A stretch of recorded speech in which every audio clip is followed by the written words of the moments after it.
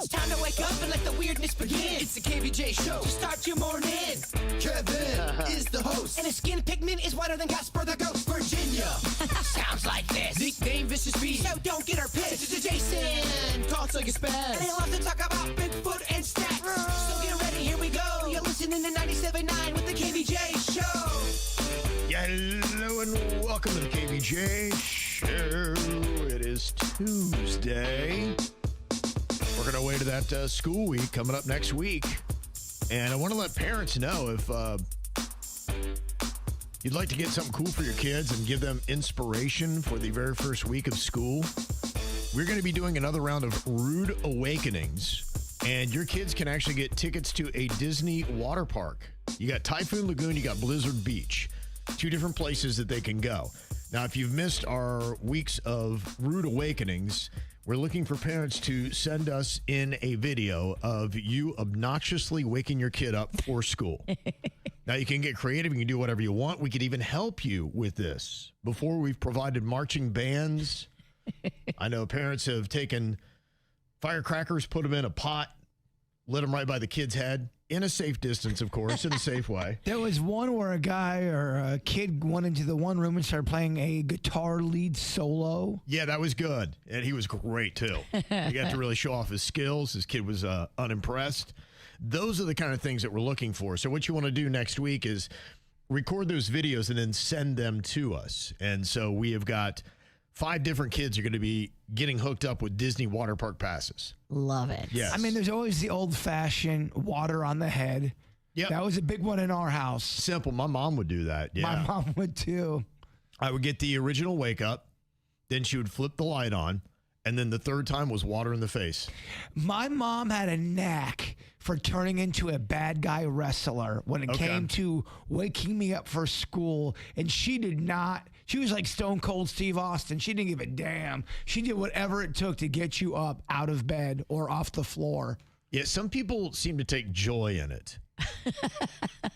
It happens in my house. I see my mother-in-law loves to wake people up. Mom's revenge. She's got a gift. You see there's like a pep in her step. There's a positive energy because I'll see her like my wife will be, she'll tell her mom, hey, can you wake me up? And then I'll be working in the living room, so I'll see her kind of coming through, and here she goes, and she's so excited. She gets in there and Cam, and it's just the doors open, lights are on, and it's just yelling, and it's chaos. It's just there's nothing subtle about it. There was a process. They started. It was either her, my mom, or my Aunt Ann that would do it. And it would start off.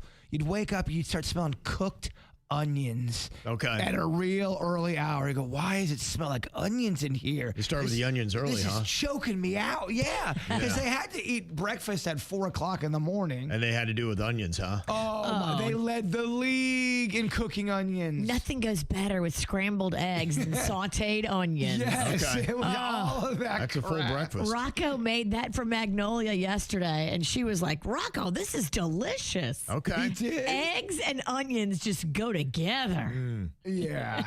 A nice smell. That's a good way to wake up. To me, I want the gentle. My alarm is just this. It's a very calm tone that just kind of wake up, Kevin. It goes into like sweet music. It's a lovely, subtle little thing. I think that's the way you need to wake up. Any other way to wake up, I think, is very damaging to the system. It is. Bright lights, loud noises, because immediately your body thinks it's under attack. A loud body cam video you didn't realize followed your thunderstorm sleep aid video. Yeah, that can wake you up. Definitely. And so biologically, I think when your body is stressed like that, it's just adding all kinds of inflammation and tension to it. So these kids are young, though. That's the reason why we do it to young kids, because their bodies can take it. They got plenty of time before they got to worry about inflammation. I like that they're waking up with some gentle music and maybe even throwing the smellinator in there. Some French toast, like a smell comes out of your alarm clock. It'd be the best. Wouldn't that be cool? It would be nice to start with a subtle little smell that you're like, okay, it starts to wake up the senses, and then maybe a gentle little noise, and then kind of like a very dim light that just, kind of comes up just a little bit, but it's very subtle and very slow. And then 3 minutes in, you hear, Kevin Ralston, you're going to have the best day of your life. Positive A affirmations. voice comes on. It could be nice. That would be good. Yeah, it could be really good. Yeah, so what you want to do is you want to record those videos.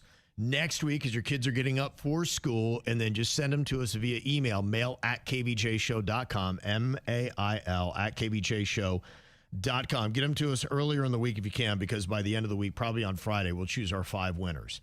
And again, you'll get those tickets to a Disney water park, Typhoon Lagoon, or Blizzard Beach. That Blizzard Beach was fun. That's where we went. The fam and I went last time we were up there. Great place. Blizzard Beach turns out. What's so cool about it? They built this whole water park with slides, and in the middle is a giant wave pool. So there's slides all around the perimeter, and they put some good slides in there.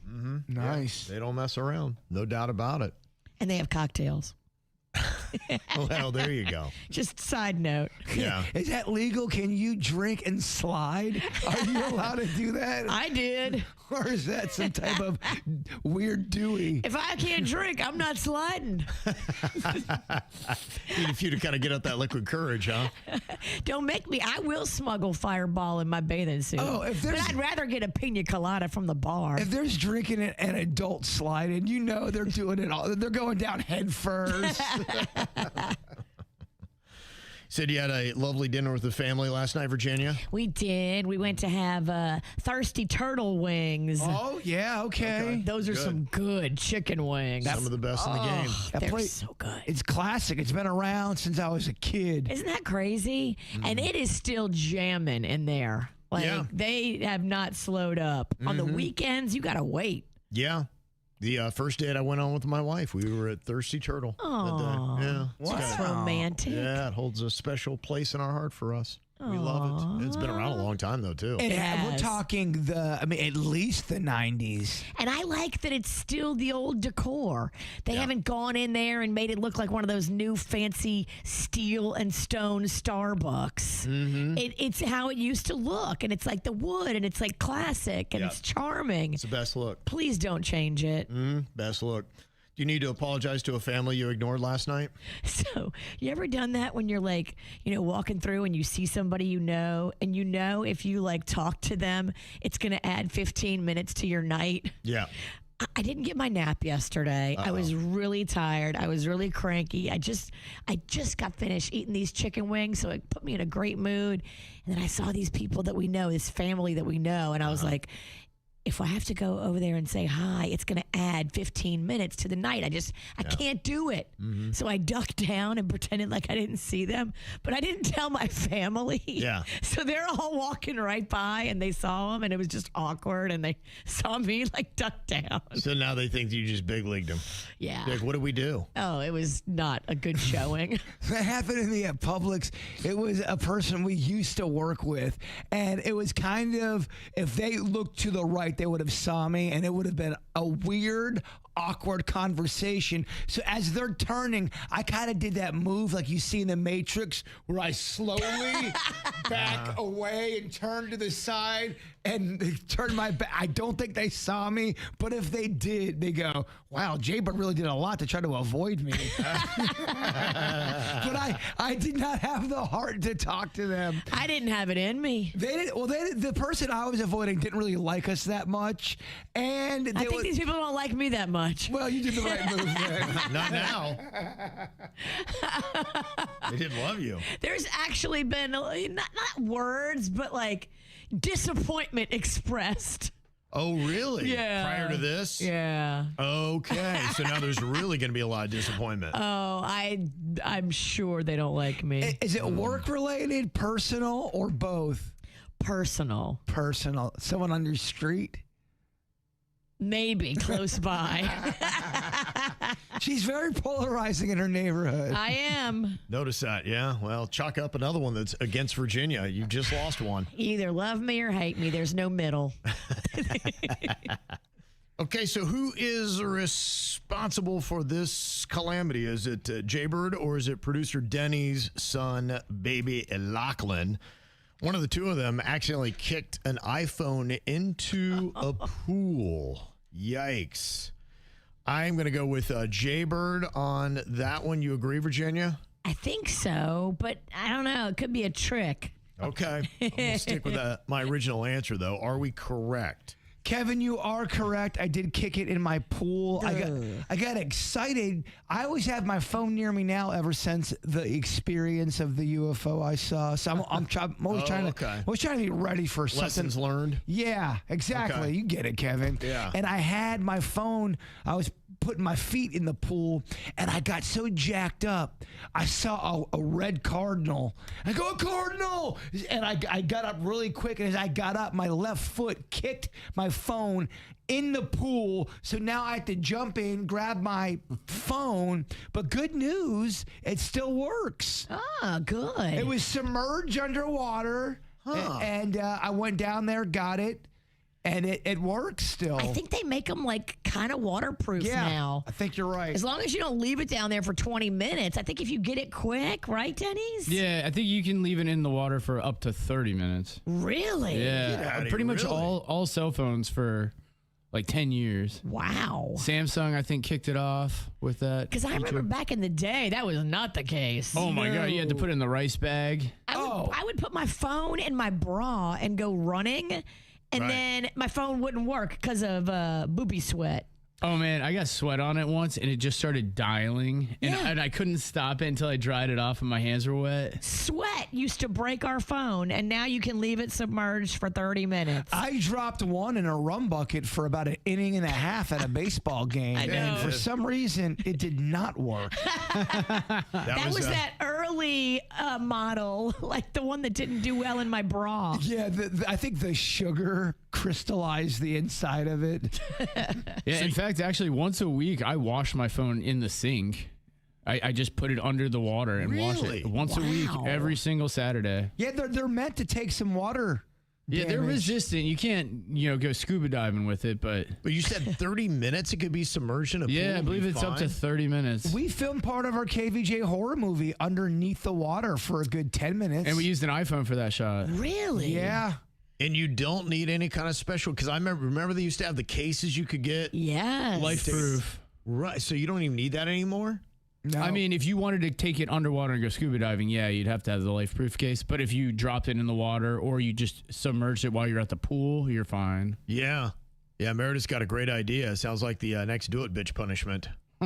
Drop your phone in the water for 15 minutes. Meredith, I've already lived that life. It works. Yeah, we just found out. I've already done that punishment. Wow, I would be so nervous. Oh my goodness. Yeah. I know everything. Your life is in that thing. Yeah, Panda just bought me this phone. This is like a brand new phone I got for my birthday. Oh my You'd god. be so mad if I broke You it. digging it? I am digging it. I do love it. I think it's a little fancy, but I'm getting to know it. Like, Rocco still has to show me the features. It comes dummied down. Yeah. Like, the factory settings on the new phones don't give you like the best options for everything. You have to know to go in and turn on like better camera. So what's cool is they added it to the camera put it now. on inferior camera to start you off? Exactly. They put it on an inferior camera. So your first video, if you don't know, it looks like you've got butter lens. It'll be in a lower res. Yeah, it's because the new res is huge. It's a big file. So I think most people don't even notice that there's a difference. But, you guys use it for... I'm a professional. That's right. But they added the feature now to the actual camera. You used to have to go into settings to change it. But it's like the HEIC mode. That puts it in the super high def mode. Oh, that's what that is? I think beyond the grave, Steve Jobs loves messing with people. It's like, yeah, I put it on low budget mode. We'll make him work for it. You could argue, though, that Apple changed drastically when Tim Cook took over, because I felt like Apple was the top dog for a long time. And you think he's let it slip? Yeah, I don't know. I think he kind of copied Samsung. Every feature that Apple has now is just a Samsung feature that was already a feature. They say Cookie is no Jobs. That's what they say. Everybody in the industry. Oh, really? Okay. Yeah. I hadn't heard that. I mean, look, Virginia knows. Didn't you hear a couple minutes ago? She's a professional. Oh, I know, yeah. Yeah, a couple of people are testifying this. Sarah said, mine fell into the inlet for an hour and recorded a time lapse, and it still works great. And I've got a crappy case on it, too. I remember she sent that video in. that's or something. great. I remember her talking about that. Dang. And somebody else said, my girlfriend left her phone in the hot tub overnight, and it still worked. Oh, my gosh. Oh. I mean, How much were you drinking? Yeah. To leave your phone in the hot tub overnight. That sounds like one of those ones. Wait a minute. Is it in the hot tub? The next morning. Wow. Okay, so who was it, Bird or Baby Lochlan, that karate chopped a drink while sitting at a restaurant? I'm going to go Bird on that one. It feels like a Bird move, but maybe that's the trick, that maybe now Baby Lochlan is karate chopping drinks. Is the baby like the Godfather? That's the question. What do you think? Who are you going to go with on that? I'll go baby. You're going to go Baby? I'm going to stick with Bird. Who did that? That was Baby Lochlan. Wow. Yeah. How He's do you do adopted that? some of Bird's qualities. Okay. Yes, I have karate chopped a drink in half at a restaurant before on a date. Is he just preparing for the 8-point blocking system? I love that you remember that is my defense of choice. We do have him on YouTube Karate. So. Okay. But no, he was just, we bring toys to the dinner table to distract him, and he's playing with him, and he just hacked a drink right there. It's always embarrassing when you hack a drink in front of people at a restaurant. Well, I feel like when a kid does something at a restaurant, everyone gets 2 times more annoyed about it, It's just weird. The minute they see a kid, they're like, ugh, and then they knock a drink over, and they're like, ugh. And you feel that shame. It feels like the shame comes from people that already either don't have kids or their kids are older. Anybody who's in it with you is going to sympathize and be like, bruh, I'm so sorry you're going through it. Yeah, the lunch crowd, I don't know. They're a lot less forgiving, I guess. All right, which one of them got a ton of makeup inside of the car? Was that Jbird or was that Baby Lochlan who did that? I'm going to go Lochlan on that one. I mean, I think it's Jbird. Didn't he have a bunch of clown makeup? Oh, that's true. We don't call it clown makeup. We call it mime makeup. I'm sorry. Respect would be preferred. That's a good call, yeah. Yeah. The quiet clown. And don't worry, the mime work is still going on. I'm just doing it behind the scenes. The first month's the hardest. Okay, I think you're right, Virginia. I'm going to go with you. Who is responsible for the makeup in the car? Oh, you let him talk you out of it. It was Lochlan. Oh, it was. He got a hold of one of Jen's compacts, those little mirror makeup kits. With powder. So I didn't realize it until I saw the aftermath. I was like, what is this thing? But yeah, he must have grabbed it off of her vanity or something. So he just grabs stuff and then just goes to town. Well, yeah, it's weird because he's got toys and stuff, and some toys kind of look like that stuff. So when compacts kind of look like a toy, and when they're closed, they look a little toyish. Yeah. So sometimes he'll grab stuff, and if we see him doing it and it's not something he's supposed to grab, we can tell him no, and then he's really good. He won't go for it again. But if it's never been told to him before, and sometimes he grabs it on the sly, he doesn't realize that it's even something he shouldn't have. He's in that explorative. He's exploring adventure, all that kind of stuff. He's curious. That's exactly what he's in. Okay. All right. Next up here, who is responsible for getting peanut butter stuck inside of headphones? Is that Jbird or Baby Lochlan? Oh, wow. These are tricky because that could go either way. I'll go Lochlan. I'll go Bird then. Okay. Who did that? Okay. Just an uncrustable accident led to one thing, which led to another, which led to peanut butter in a headphone, which led to peanut butter ear, which is what you do not want, kids. And who front kicked Denny's right in the nards? Was that Jbird or was that Baby Lochlan that did that? I hope it was Lochlan. Smaller foot. You're right. Less impact. You're right, because these legs over here can pack a punch. I don't know, but I saw these two practicing some kind of mime battle the other day, and just a couple of inches the wrong way, and a nut could be kicked. And just to let you know, to put it on y'all's radar, for our next whatever KVJ Live performance or whatever we do, we are ready to do a mime routine if you need it. Just so happens we're not doing that anymore. Well, we'll have to take it to the streets, Denny's. Yeah, we'll be street performers. You'll probably make more money with a jar on the corner. I'd like to see You're kind of right. I'd like to see what we bring in. Okay, yeah, I think that was probably Jbird for that exact reason. Are we correct? Oh, that was Lochlan. Oh. He just has no boundaries when he's swinging his limbs around. Damn. And when you're playing with him, like one of the worst ones, I was sitting on the floor in my boxers or whatever, and he jumped off the couch and like landed right on the thing. Oh. It was very painful. Oh, The thing from which he came. Yeah, exactly. He wants to make sure dare there's you. no others. Landed right on it. He's pretty famous for just hitting a crotch real hard by accident. He's good. He's just got that kind of aim, It's huh? just nonstop. Just dials right in, just lets it fly. So I always wear jeans, Yeah. a little protective layer.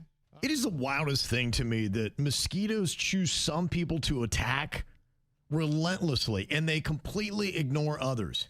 My wife never gets mosquito bites, ever. And they all will just come right after me. Just all, and I'm toast. Me too. Me and my sister. They come for us quick. Yeah. But my husband's like, yeah, if you're in the room, I'm safe. Right. Yeah, they don't like me. Mosquitoes and jellyfish don't even mess. Or Jellofish? sea lice. They don't mess with the bird. Okay. I'm like a repellent to them. Yeah. I guess you're just blessed because people who are attractive to mosquitoes got to watch out because they say that that dengue fever is on the rise again, and you get them from mosquitoes. Oh, no. Yeah, they say that you got to keep an eye out and you got to protect yourself by putting on DEET or whatever that kind of stuff is, lemon eucalyptus. I can tell you what does not work. Off. The only time I've ever had a mosquito problem is when I use that off stuff. I feel like that is tequila for mosquitoes. They love it. Yeah, I think they had an issue where it started to become less effective. Some of these repellents that we've been using forever, mosquitoes have built up a tolerance for it. And in some instances, they were finding it was starting to attract the mosquitoes. That's not good. Yeah, No, they love turned it around and be like, you know what, actually, I got a taste for that DEET. It's delicious. So I'm rubbing these chemicals all over my skin that probably are really bad for me as a human, and it's attracting mosquitoes. Dude, I'm telling you, It's like they're messing with us. Me It and my is. buddies, we all used off one time going camping, and I didn't get bit, but everyone else was getting annihilated, and they were smothered in off. That is messed up. It really is. Yeah, it's the wildest thing. They're laughing at us. Yeah. So now you got to try to figure out, what do I have? Do I have cyclospora or do I have dengue fever? I know. It's a fun game. Don't go on WebMD. It'll tell you got both. Right, at the same time. Yeah, and cancer. Yeah. The dengue comes with high fever, severe headache, pain behind the eyes, muscle and joint pain, nausea, vomiting, and rash. So there are a few things in there that's similar to the cyclospora. So you're going to be like, all right, I got to go through the checklist of what I got. Okay, but the rash, that's different. You didn't get a rash with cyclospora, did you, Jbird? No, I did not. No muscle and joint pain? I did get that. I absolutely had muscle and boy. joint pain. What about pain behind the eyes? Oh, so much pain. Okay. High fever? I had a fever. Yikes. I mean, they are honestly very similar. Well, that's what was so difficult, because you're right. When you do look stuff up on MD Now or whatever, so many of these things have the same symptoms, even a common flu. Yeah. It has the same thing. Joint pains, you're nauseous. You're right. Diarrhea. Everything that's awful is in all of these things. So you don't know until you get tested. That's why Yeah. you got to get tested. If you feel all this stuff, just don't wait it out. Go get tested and try to get that meds in you. Yeah, now the other thing that's going on is the cyclospora that's out there, and now it's claimed its first 2 victims in Michigan. They say. Yeah, people are not dying. Well, Yeah. think about it. Think about how long you had it for, Jbird, and you're in good shape. But if somebody gets it and they're already a little jacked up, then it can kill you. Well, do you remember after my hip surgery, I started making a turn for the better? I was always doing the Taylor Swift exercises. Yeah. And then all of a sudden, I kept hitting this wall and my body was breaking down. I didn't know what was happening. One doctor said, dude, you could have had this since May or end of April. And that's when you were eating that Taylor bagged lettuce. But I kept on getting, everything started breaking down in my body, and it didn't make sense. My legs, my neck, everything. It was 2 times I thought I was dying, and I'm not exaggerating. Damn. Yeah, it's a pretty bizarre concept that is going on. And they say unless you have comorbidities, you're probably not going to be susceptible to dying from cyclospora. I think the other 2 people had other health issues that were going on. They did. Which just made worse.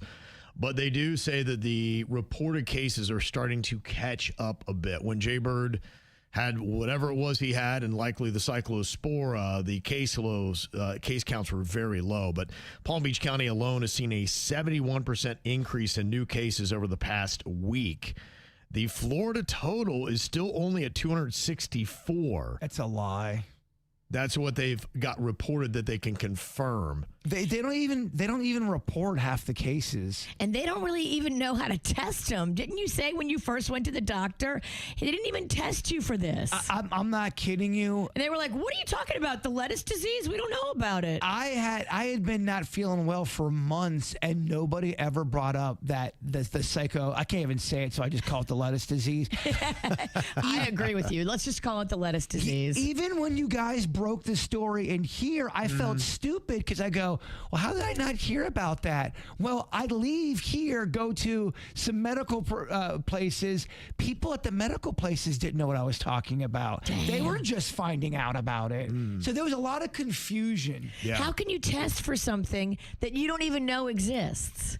And people are coming into your doctor's office and you don't know to test them for the cyclospora. That was odd because it's not a new thing. It was, just kind of a outbreak of cases, but I mean, it's not like they just invented or found out about cyclospora. It's a brand new disease on us. It's been around. It's because it got so many more people than normal. Yeah. And they started seeing it a little bit earlier too. Yeah. Yeah, they said it could be the worst case that we've ever had. The symptoms on that: severe watery diarrhea, stomach cramps, nausea, bloating, fatigue, loss of appetite, and weight loss. The thing that put me in the hospital was my dehydration. I couldn't even get anything. I just kept getting sick. That's one of the main things of it is the dehydration. Yeah. Yeah, that's what they said. My sister goes, dude, you're going to the ER now. Well, dehydration will kill you. Yeah. Yeah. Well, that's I what was it did to those seeing people. weird visions of people that had passed. It was odd, Kev. Really? Yes. They say that happens right before you die. I thought you see your dead relatives and they welcome you to the other side. I thought I was dying. I was seeing my life. I'm not kidding. Man. I'm not exaggerating. I was seeing kind of almost as if I was watching a movie. It was bizarre. From lettuce. Don't get kids. The message here: don't get healthy. There you go. Get those trans fats in, baby. They say you got to thoroughly wash your fresh fruits and vegetables. You got to stay away from some of these recalled products that are out there. You got to do good hand hygiene, and they say do not poo in your lettuce garden. Well, okay, question. Yeah. So they said like a couple weeks ago that they think that the poo-poo lettuce came from a farm in Mexico, which supplies a lot of lettuce, not just Taylor Farms, but I guess a lot of store brands also package up product from Taylor Farms. So you might be eating your favorite grocery store brand and not realize you're eating Taylor Farms. If one farmer had diarrhea out there in the field and he had an accident and he didn't tell anybody and it got on the lettuce, and that lettuce is still in the ground growing, does the poo water get into the fabric of the lettuce, like the inner workings of it? And then even if you go to wash at a cellular it, level, you mean? yeah, like if it's in the soil, if he poos in the soil next to the lettuce, and then the lettuce continues to grow in that poo water right next to the lettuce for days or weeks, do we now have just poo inside the lettuce and no rinsing is going to get it out? Well, first thing it's not just one person. Not one person's responsible for this. This is a pack of poopers. This is many people doing. Yeah, well, just think about just the odds of anybody. You get 100 people in a room. 10 people out of the 100 are not going to do it right. I mean, if you have a diabolical person out in the farms and they wanted to make a lot of people sick, it would just take one person having diarrhea in the water supply. And then when they water all the lettuce, now all the lettuce is poop water watered. I don't know. I don't know. I have no idea. Your questions about poo extend past my knowledge of poo. Well, what question? Because I've just been counted thinking about 19 of them. all the scenarios, all the poo possibilities. Yeah, I don't know. It's endless. And they may not know either. Who knows? Yeah, it just sounds like a lot of people don't know. Yeah. But then they're acting like they know now. Oh, yes. Yeah, I just went to a doctor a couple days ago. And they go, oh, yes. The cyclospores. Yes. Oh, now they seem like they're on it. Yes, they do. It's about time. But we had a big drawing last week for the Mega Millions. Powerball is trying to catch up to that $800 million that the Mega Millions hit last week, and it's getting there because we did not have a winner in the drawing last night for the Powerball, and now for tomorrow night's drawing, it's going to be $786 million. Whoa. Nipping on the heels of that Mega Millions jackpot from last week. That's tomorrow night, Wednesday night? It is. They do it Monday, Wednesday, Saturday for your Powerball. Okay, we got to remember to buy a ticket tomorrow. Okay. Well, it's probably a good thing you didn't buy one for last night because that number wasn't hitting. Oh, 34 didn't come up. It did not. Neither did 33 or 35. Closest you had was 30. Interesting. Can you give me one more shot at the title here? Yes. Because the number 41 is on top of Ralston's head, just doing the lambada, just dancing. Are you looking at the Powerball numbers from last night? Because that hit. 44 did? What did you just say? You said 41. 41.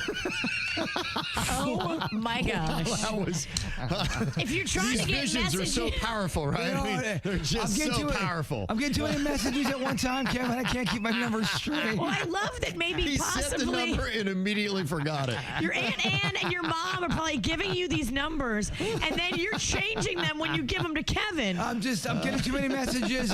You know what? I'm mentally exhausted. I'm going to shut up now. Should I play 41 and 44?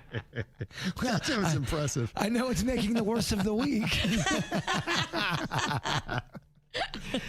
Yeah, 41 hit last night. Oh, okay. Is that why you're seeing it, or did you not know? I had no idea what hit. I don't watch the news anymore. So this is the skill he has. He'll tell you the Powerball numbers after they've hit. It's almost a curse in a way. What a curse that would be. He's the late psychic. If you really didn't know the numbers and you could only predict them after they were picked. Bruh. You got to get it together and work on your timing. Yes. Okay. But I also... So are we picking 41 or not? No, don't pick 41. All right, hold on. Let me scratch that out. Pick 44. 44. Yeah, that one's just jumping out like 3D, Virginia. You need to channel your mom and Aunt Ann and get focused over there because we need this. Yeah, it's 44. I misspoke. Yeah. We need this for KVJ. And tell your mom and Aunt Ann we're not going to give Kevin none of it because they'll be mad if we do. No. Remember they had beef with Kevin? No, they didn't go to hell where they carry all of their resentment. Yes. Hopefully they're in a place where all is love and forgiving. We're going to give Kevin a lot of it, just like we'll get some of it. But just don't tell your mom and Aunt Ann that. I told y'all if I won, I'm breaking you all off a piece. Okay. We're all going to be celebrating. It's nice. We're all going to Red Lobster. So you never go buy a ticket. I know that's I got to start remembering how to buy these tickets. But yeah, the heart and spirit is there. All right, we got 44. You had a lot of numbers in the 40s hit last night. Not only 41, but 48. Wow. So the 40s was very active last night. You had 830, the numbers in the 40s, 54, and your Powerball was 4. Virginia, please, just real quick, because I'm getting exhausted. Write down 35. Write down 35 before it leaves. Is that the one you would pick for?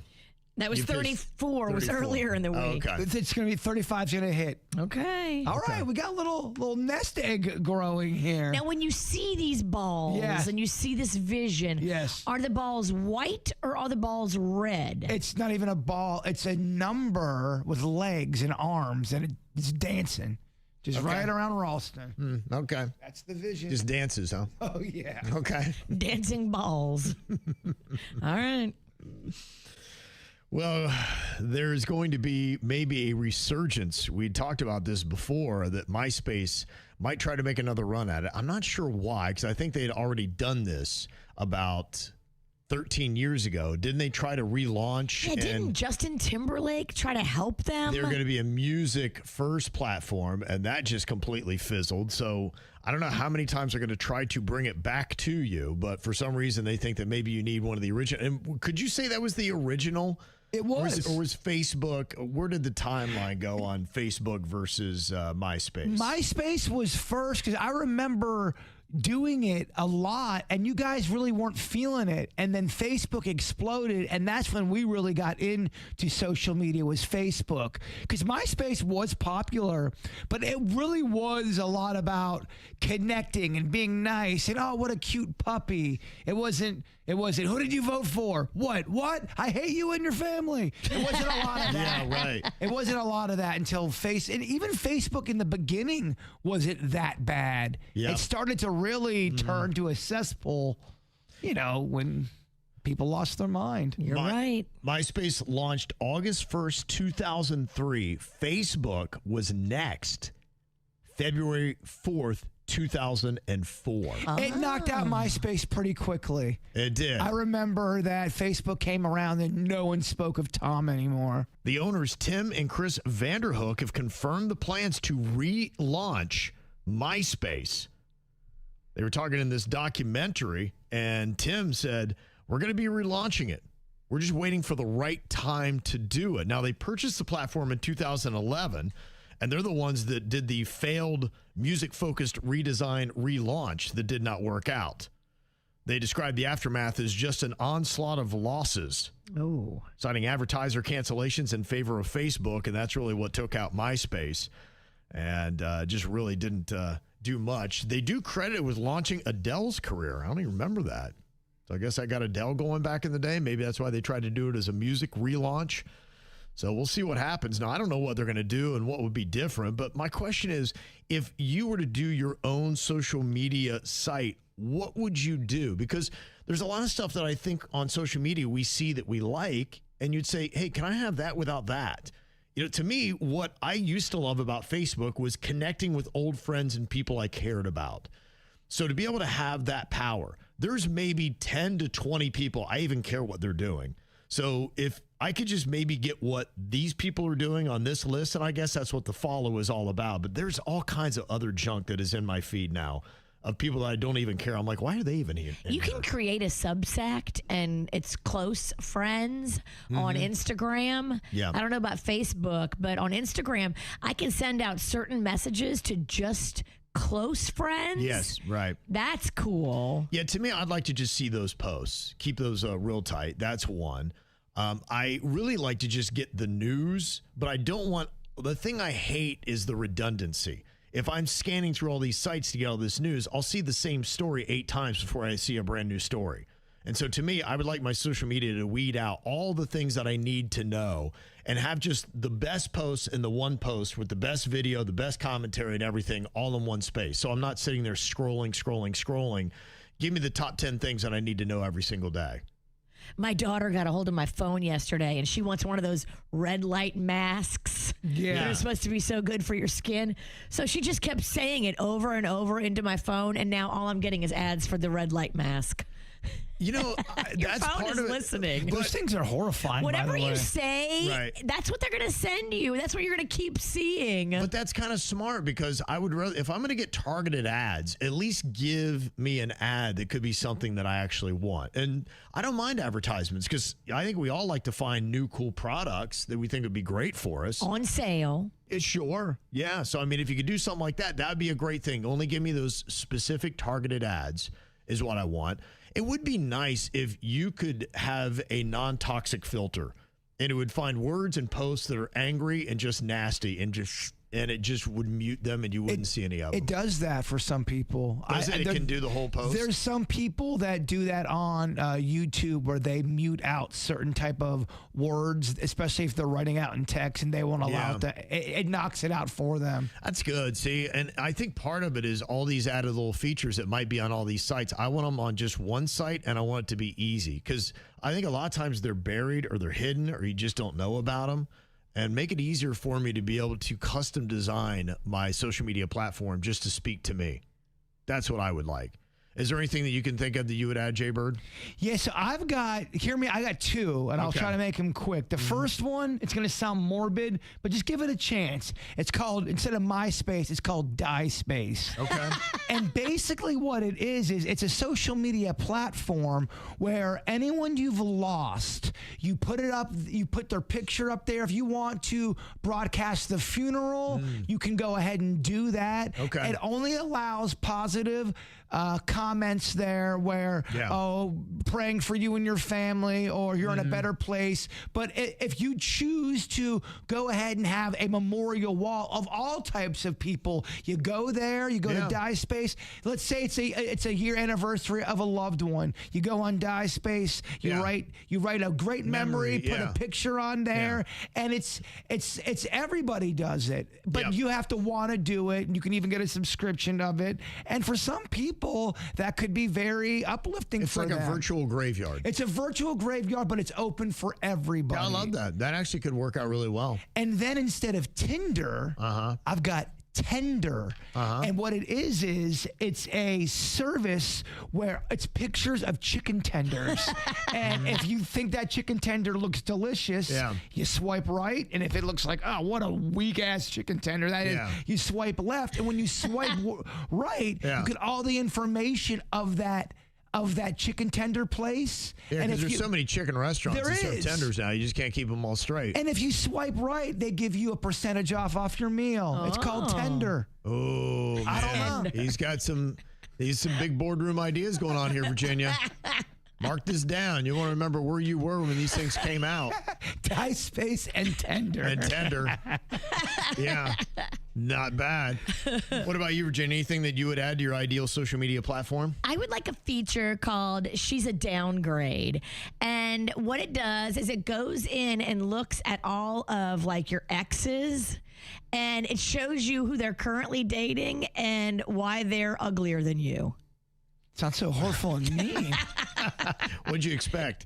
I don't want to stalk the exes because I want to get back together with them or anything. Like, they're in the past. They're in the trash for a reason. But I would like to see of who they're dating now if I'm hotter than them. So it's called She's a Downgrade. Okay. All right, Kev, you're the shark here. I mean, who you going with? You going with DieSpace/Tender or making people feel horrible about their looks? I think I'm going to go with the nice DieSpace. Yes. Although Virginia is probably the one that's going to be the most lucrative. Mine's for women. You don't get this. Oh, okay. Yeah, you're right. You don't I'm gonna stay away from understand. that. It feels a little toxic. This brain works weird and different from yours. Their tagline is "Men, stay away." Gladly. Yeah, somebody said Facebook does have the tribute. When somebody does pass, you can turn it into a tribute page. This is different. Okay.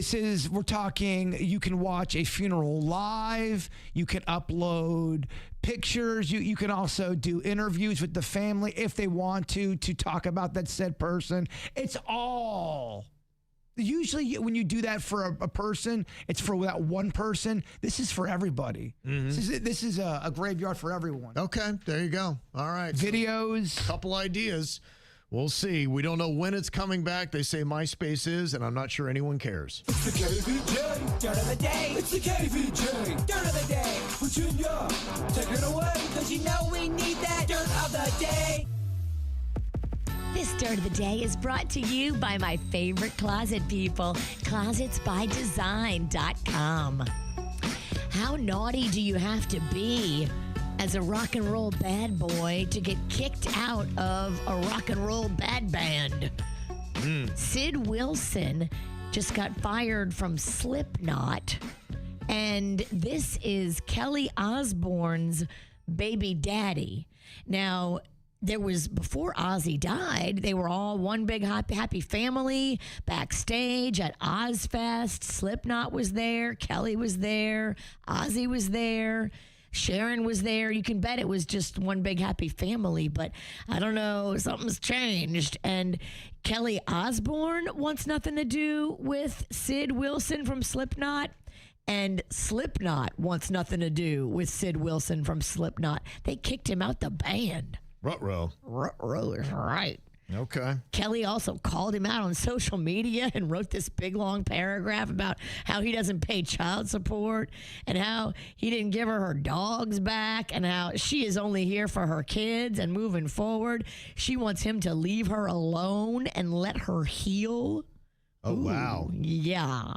Okay, she went scorched earth, huh? He was in that band for 25 years, and I guess sources say the band finally reached their limit with how he was treating everybody and himself, and they gave him chances and said, okay, it's done. Sounds like DNA. Drugs and alcohol. Oh, yeah. You're right. Yeah, surprisingly, most rock bands have kicked out somebody for bad behavior. If you kind of go through the history of all of them, they've usually got at least one or two members that have been booted along the way. Sometimes they come back if they can clean up their act and, Yeah. I mean, Guns N' Roses, I can think of. Motley Crue has done it. Kiss. Yes, right. So pretty much every band that's out there has booted somebody. And that's just off the top of the dome. There's a ton more. What, groups of people can't get along? Well, I think what happens is eventually there's usually one that doesn't get out of the partying mode. Right. And I think it starts off as a party and then they realize, hey, this is a business. Right. And one can't get out of their way and they're getting, they're showing up late. They're not hitting their marks, and that, a band, everyone's got to be working together. If not, it sucks. You're right. The same thing, too, I guess, is if you are a CBS sports host.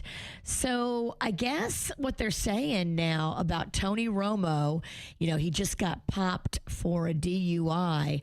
But even before he got popped for that DUI, I guess there was resentment from the upstairs office at CBS.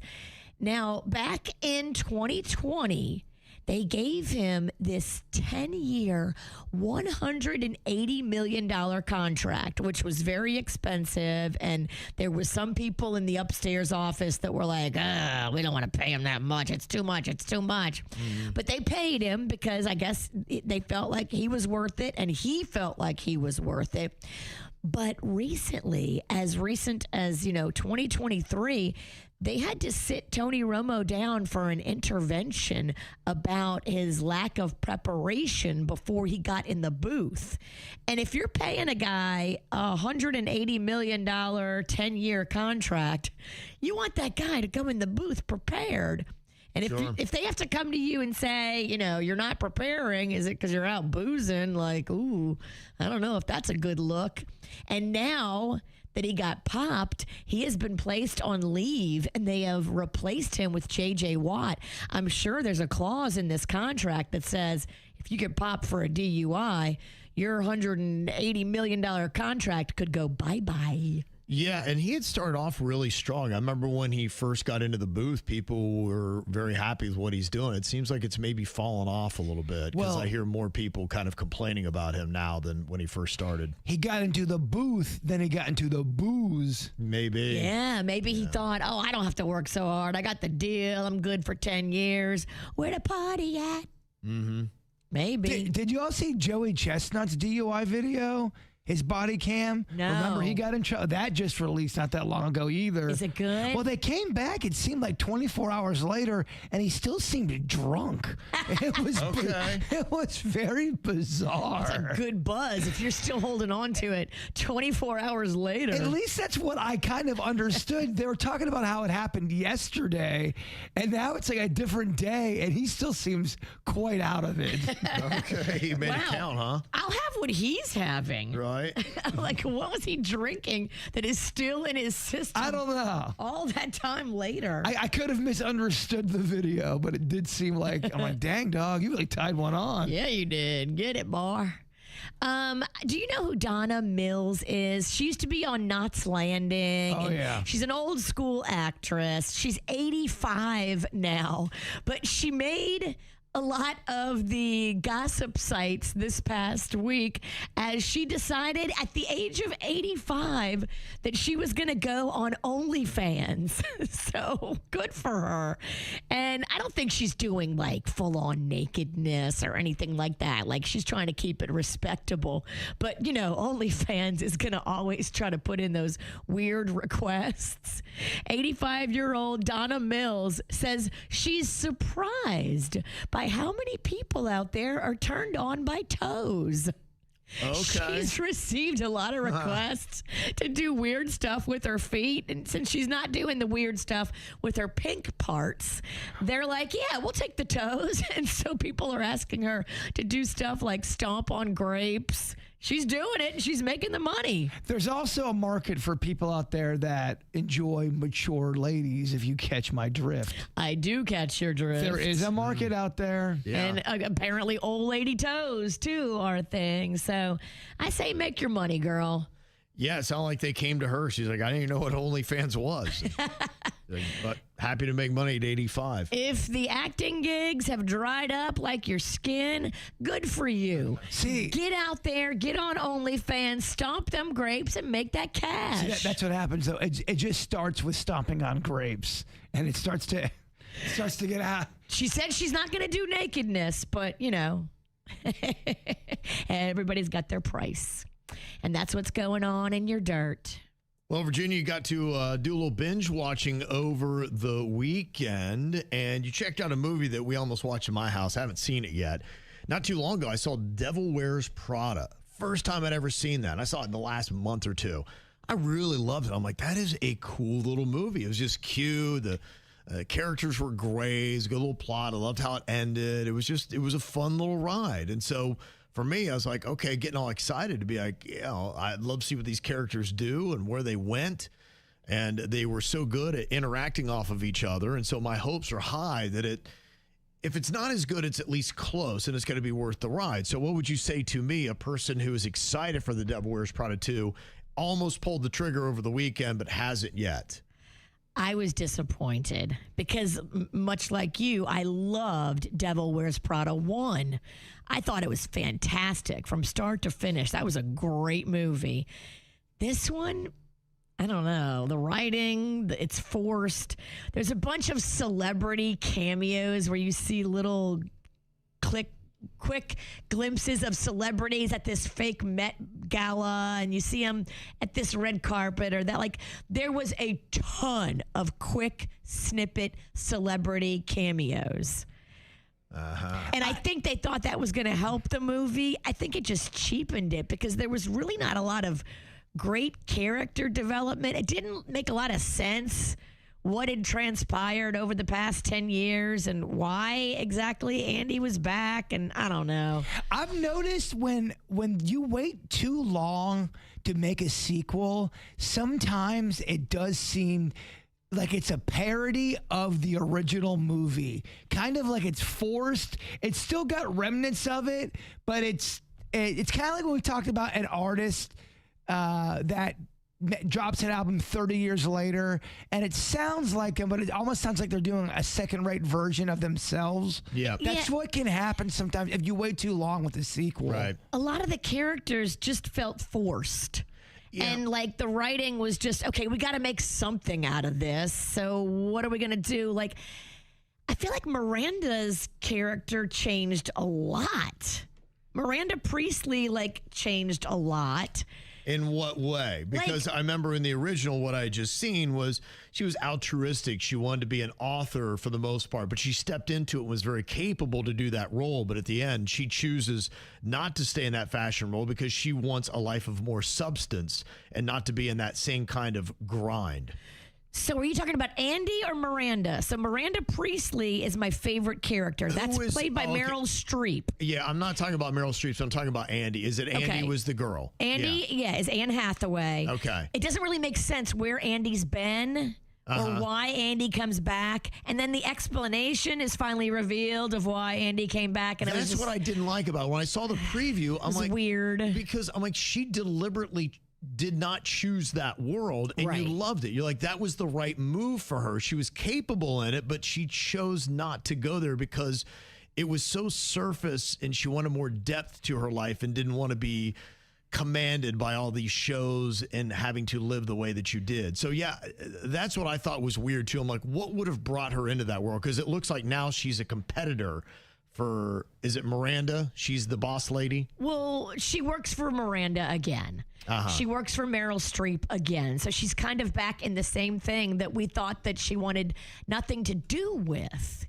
It's just weird. I don't like how that was spun and why she came back, but it's obvious that they needed to, have a cash grab, and they knew this was a beast of a movie, and they thought they were going to get the money they got from the first one. I doubt they did.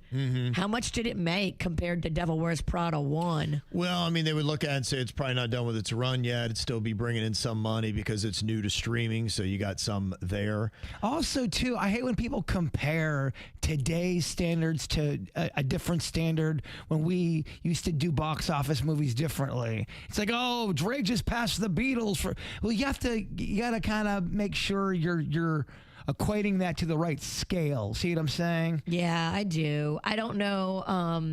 How long ago was the original? Was it 10 years? That's what they say in the movie. Was it actually 10 years? I don't have those. I can't crunch those numbers right now. Emily Blunt, I think, is now my favorite from this new Devil Wears Prada 2. But even her character gets weird and just odd at the end. I'm like, what? Okay. Well, no. I think a couple of the problems. The original Devil Wears Prada came out in 2006, and it was written by Lauren Weisserberger, and she did not write the second one. And I think sometimes when you look at sequels, you need the same writers.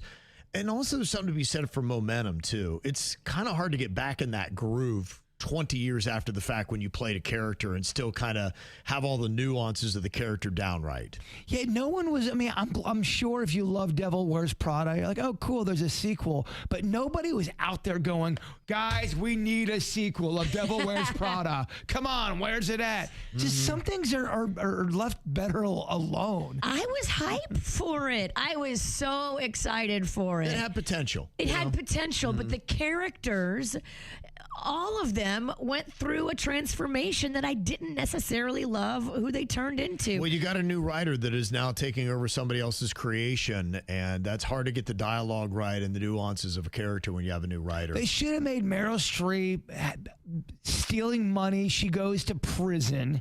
Now she's running Cell Block E. Anne Hathaway visits her. She becomes a drug mule. I don't know. They could have gone a different way. Michelle said, I watched Devil Wears Prada 2 on a Sunday night and wasn't impressed either. It felt like the movie dragged and couldn't keep engaged in the film. Yes, I kept losing my place and having to re-engage mentally. And Devil Wears Prada 1, I forgot I was watching a movie because it sucked me in so good. And I was so obsessed with the character of Miranda Priestley. And I was like, oh my gosh, she's just so amazing. Like, this one did not do that. That's what they did with Sex and the City when they brought it back to, and Just Like That series. It was so forced, and it was years after Sex and the City was popular, and they took those characters and they kind of made them even cartoonish of what they were. It was, the first season of that was so awful, I had to watch it because it was so cringy. Okay. Next level You watch it because it was that bad. It was so bad, I had to watch it. Well, momentum and consistency is a big part of the original success, and you got to try to capture as much of that if you want to do a successful sequel. So I asked, what do you think of The Devil Wears Prada 2? Not one person said it was better than the original. Wow. Dang. A majority vote, about 70%, said it's good, but it's not the original, and 31% said terrible, sad I watched it. Whoa. So it's a 70-30. A lot of people are like, oh, it's good, worth the watch, but not nearly as good as the first. If you love fashion, I think you'll enjoy that part of it, because that part of it is still fascinating, and seeing and what they're wearing and talking about the different stuff. But if you don't love fashion, I think you're going to be annoyed. Yeah, I mean, I really don't love fashion. That sounds awful to me. I think you're going to be disappointed because the character development is just not there. And then there's new characters and they're trying to make them like fetch, and it just doesn't work. Now, the one that you did say worked was a true crime documentary on Netflix. Yes, it's called Toxic Love Story. And I thought I knew how it ended because I thought it was going to go one way. And then it completely made a left and surprised me. And I was like, oh my gosh. And it's on a real story too. Like it's a documentary. So there's like people doing jail time. Don't Google it before you watch it.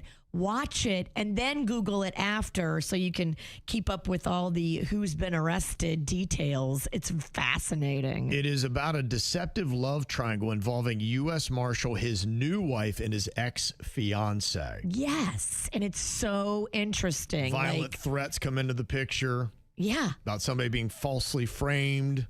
The People police, go to jail. There's all kinds of accusations. I mean, it is crazy. People go to jail that aren't even guilty. Like it's crazy. Yeah. Okay. It was I can't believe anybody came up with this plot. So Virginia says skip Devil Wears Prada 2 and watch A Toxic Love Story instead on Netflix. Yeah.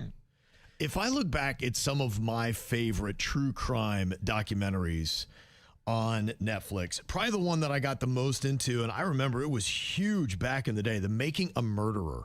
That story, that was 2015 through 2018. I remember they did make a little too much of it. They could have cut that down. They could have knocked out 3 episodes. But it was about Stephen Avery, who was in prison for nearly 20 years before he's eventually exonerated, only to end up back behind bars once accused of murdering a young photographer on his property. So it was kind of a twisted little in and out type of show. That one stuck with me. And then I also like the Jeffrey Epstein Filthy Rich from 2020. That was good. Yeah, so I was kind of, that's probably my 2 favorites. Now, do you have a favorite, and where would you put this new one, A Toxic Love Story, with your favorites of all time, Virginia? I mean, I'm a Dateline girl. I love all the Datelines. So there's Dateline. There's also Dateline Mystery. There's Dateline Uncovering Secrets. From the Netflix one, I thought the Amanda Knox one was very interesting. Mm-hmm. I would definitely go back and watch that one. Just like you, Jeffrey Epstein, Filthy Rich. That was crazy. Other ones that aren't on Netflix, though, I like the First 48.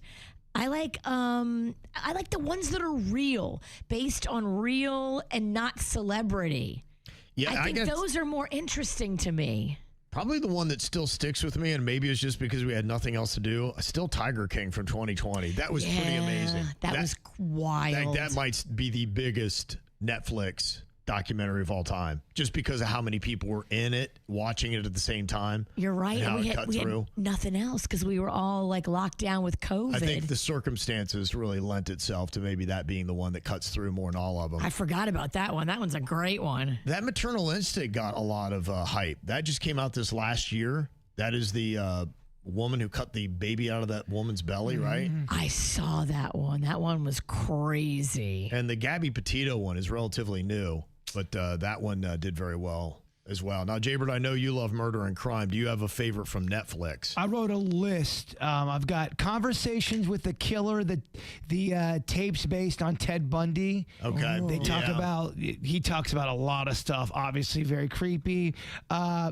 Don't F with Cats was a really good one on Netflix. Oh, yeah, I remember that. That was really good. The one where the mother catfishes the daughter the whole time. That's a wild one. It's a really good one. The ripple effect of her catfishing her daughter just really tore the town apart. Crazy. My Father, the BTK. Yeah, that's relatively new. This one, I thought this one was horrifying. And then when I talked about it on the air, people were going, it wasn't that scary, Bird. I thought it was. The Night Stalker one on Netflix is pretty dang creepy. And he was tough to lock down because he was doing 2 separate different kind of crimes at the same time. Ooh. They thought he was 2 different people. It was the same guy. Dang. And both crimes were horrific. Dang. And I'm going to go outside the box really quick. Probably the scariest one I've ever seen was HBO, and it's about the Golden State Killer. Okay. And it's called I'll Be Gone in the Dark. It is horrifying. It goes into great detail of what the Golden State Killer did, his MO. There's survivors that tell the details of how he did certain things. Do they get into how they caught him? They get into everything, and what he used to do is he would make sure he'd get the husband subdued and put plates and dishes on his back. And he says, if I hear a dish while I'm with your wife, I'm coming in there and I'm ending your, life. And so he'd get tied up, have dishes on your back, and if he'd hear a dish move, it was lights out. Damn. He even went to they were trying to bring down who this guy was. So they had this massive, big gathering at the auditorium, what to look out for. And he was at that thing. He went to and it? a guy stood up and said at the meeting, he goes, I'd like to see this guy try to break into my house. This guy only attacks women when there's no men there. And he noticed who the guy was and then attacked that man and his wife. Really? Yep. He says, oh, you don't think I can attack women with men in the house? And then he started doing that. Okay. He was very spiteful. This is a new challenge, He was spiteful, yeah. He got challenged at the neighborhood meeting? The neighborhood meeting, it was massive, and he heard the guy talking trash about him, so he was a target. Damn. Yeah. Couple reminders on some other ones. Somebody like the Don't F with Cats that was on Netflix. Yeah, Jbird said that. The Inventing Anna, also on Netflix. That was fabulous. Somebody texted in for that. Also, somebody said the girl in the picture and the new one about the Moscow, Idaho college stabbings were scary good, both on Netflix. Yeah, that the other one too, the Sharilla case is on Netflix where she crashes the car. That one might make you mad because the parents suck so hard.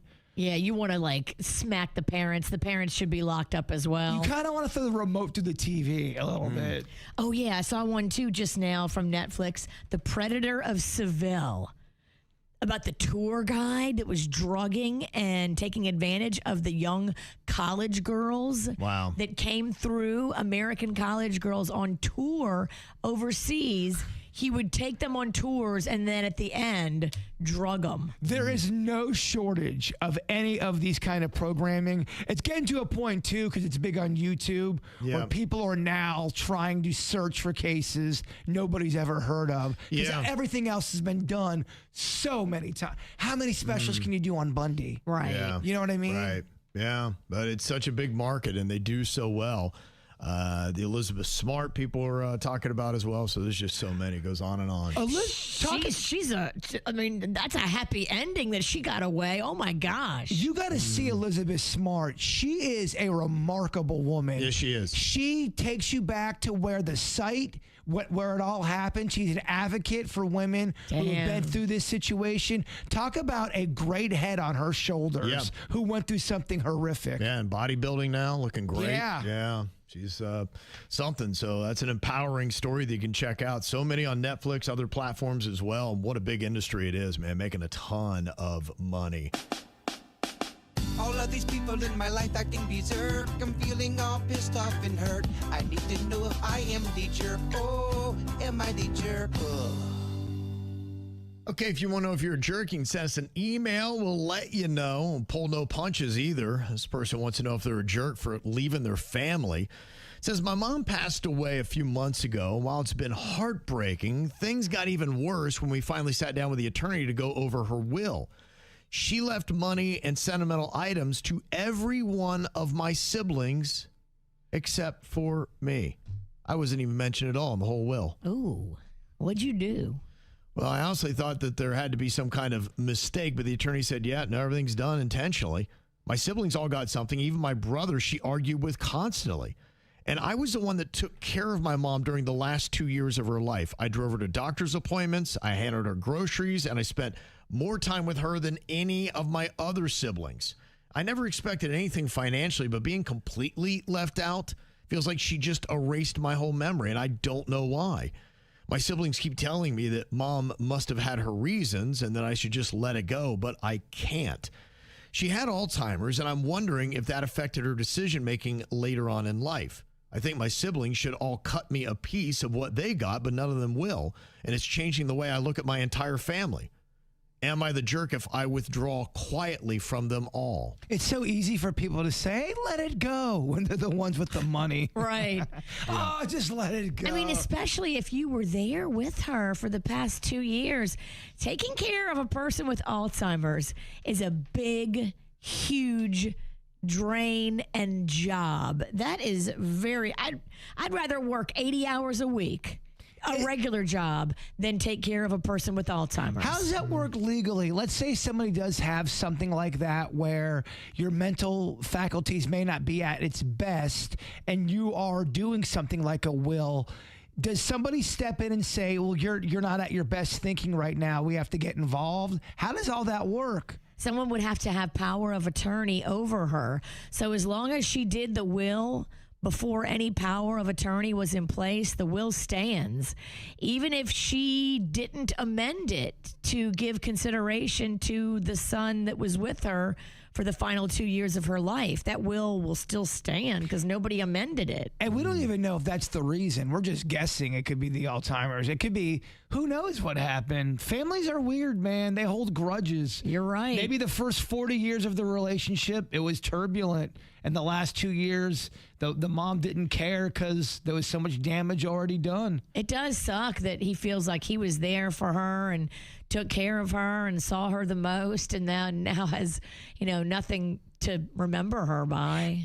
Let's say your mom, okay, she didn't have Alzheimer's, and this happened to you. All of your sisters, your brother, everyone got something but you. Would you take that hard? Would that bother you? Yeah, it'd be weird, especially if you feel like you did the most and cared the most. Yeah. But just remember, she had Alzheimer's. So it wasn't her that made this decision. It was this disease. And if she could have amended it, she would have, had she not had Alzheimer's. Like, you can't try to figure out and make excuses for Alzheimer's. It's just beyond reasoning. Yeah. Look, I don't think there's anything you can do about it. It's not really your siblings' fault. They didn't have anything to do with the will, most likely. It's not. I mean, unless you found out that they manipulated her and tricked her into not leaving you anything, that would be a different story. That would be diabolical. If it was amended while she was ill to cut you out, now that is a whole different scenario. And then we got to figure out which sibling did that. Let me ask you this. If you were the sibling that had the money and you found that one of your siblings didn't get the money, do you and your other siblings get together and break them off a piece, or Absolutely. Or do you just say, sorry, tough luck? I would throw some money at my sibling. Totally. Yeah, I would think so. It'd be the nice thing to do. It doesn't sound like they're going to do it, but it's rough whenever you put expectations on somebody, and money makes people weird. And you can treat your family however you want, but I think the most positive thing for you is just let it go. Honestly, I don't think there's anything you can do about it. Who knows the circumstances and why it happened? And you've presented your case to your siblings, and they've been let it known that you would take money if they would carve some off for you. Doesn't sound like they're going to, and whatever. I could see naturally it might affect just how much you reach out to them and how many times you want to hang with them. You don't have to hang with them for every holiday now. Yeah. Let me know, Kev. Would you rather have my He-Man collection, or do you want G.I. Joe? G.I. Joe. You want G.I. Joe? Okay, Yeah. let me write that down in my official will. Okay. Don't worry, Virginia. You're getting the My Little Ponies. All right. I don't Lucky hate that. gal. I mean, don't give me He-Man. I'm just going to say that right now. Well, no, because it's got man in the title. Don't give me that. We can't have that. That's going in a box to Goodwill. And this person wants to know if they're a jerk for cutting their hair without alerting their boyfriend. Says, I had super long hair. It went all the way down to my behind.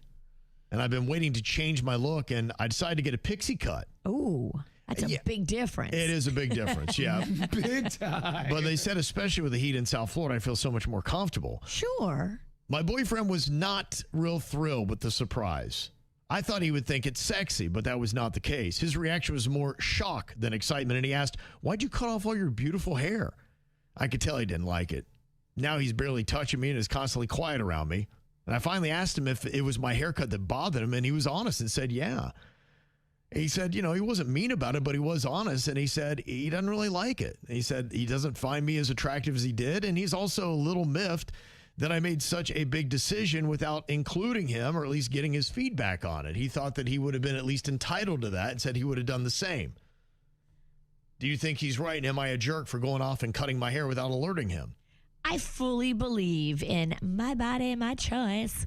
You can cut your hair. You can wear what you want. You can look whatever way you want to look. Yep. But if you care and love this man, if you care about his opinion, which you should if you're starting a life with him, I think that's something that you should discuss, going from super long hair to pixie cut. And maybe it's not anything more than just telling him ahead of time you're going to do it. But you believe that, though, your body, your choice kind of a thing? That's your kind of your stance? I do. Kind of like if someone wanted to get, like a neck tat, their body, their choice. I think it is their body, their choice. But it's nicer if the partner shows respect to their relationship by running it by their partner before they make a huge, drastic change to their personal appearance. That includes neck tats and hair going from long to pixie. And I get it is your body, it is your choice. Anyone can do and say or act the way they want to do it. But I'm with Virginia. If I was going to do something so drastic and it was going to change my look up big time, I would definitely tell my girlfriend before I'm doing it. I wouldn't just walk in and go, hey, babe, I decided to shave off both my eyebrows and do a reverse mohawk. What do you think? It's a lot. And if you care about their opinion, then you ask it. But some people don't care. They don't care. Yeah. It doesn't sound like she cares. Of course you can cut your hair out and you don't need anyone's permission. But also, don't expect everyone to love it either. Mm-hmm. No, you're right. 86% of people say that you should tell your mate before you make a drastic change to your appearance. I agree with the 86%. Doesn't mean you can't do it, but I think a conversation, it falls into the category of hashtag be cool. Yeah. Do you like being in that relationship? Yeah. If you do, you should probably tell them. If you don't, then don't tell them. It would just be weird if all of a sudden I walked in with a reverse mohawk and didn't say anything and acted like, hey, what's going on for dinner? Everything's normal. What are you looking at? It's the KVJ Dirt of the Day. It's the KVJ Dirt of the Day. Virginia, take it away, because you know we need that Dirt of the Day. This Dirt of the Day is brought to you by my favorite closet people, closetsbydesign.com. I think the rumors are true. Rosie O'Donnell is headed back to The View.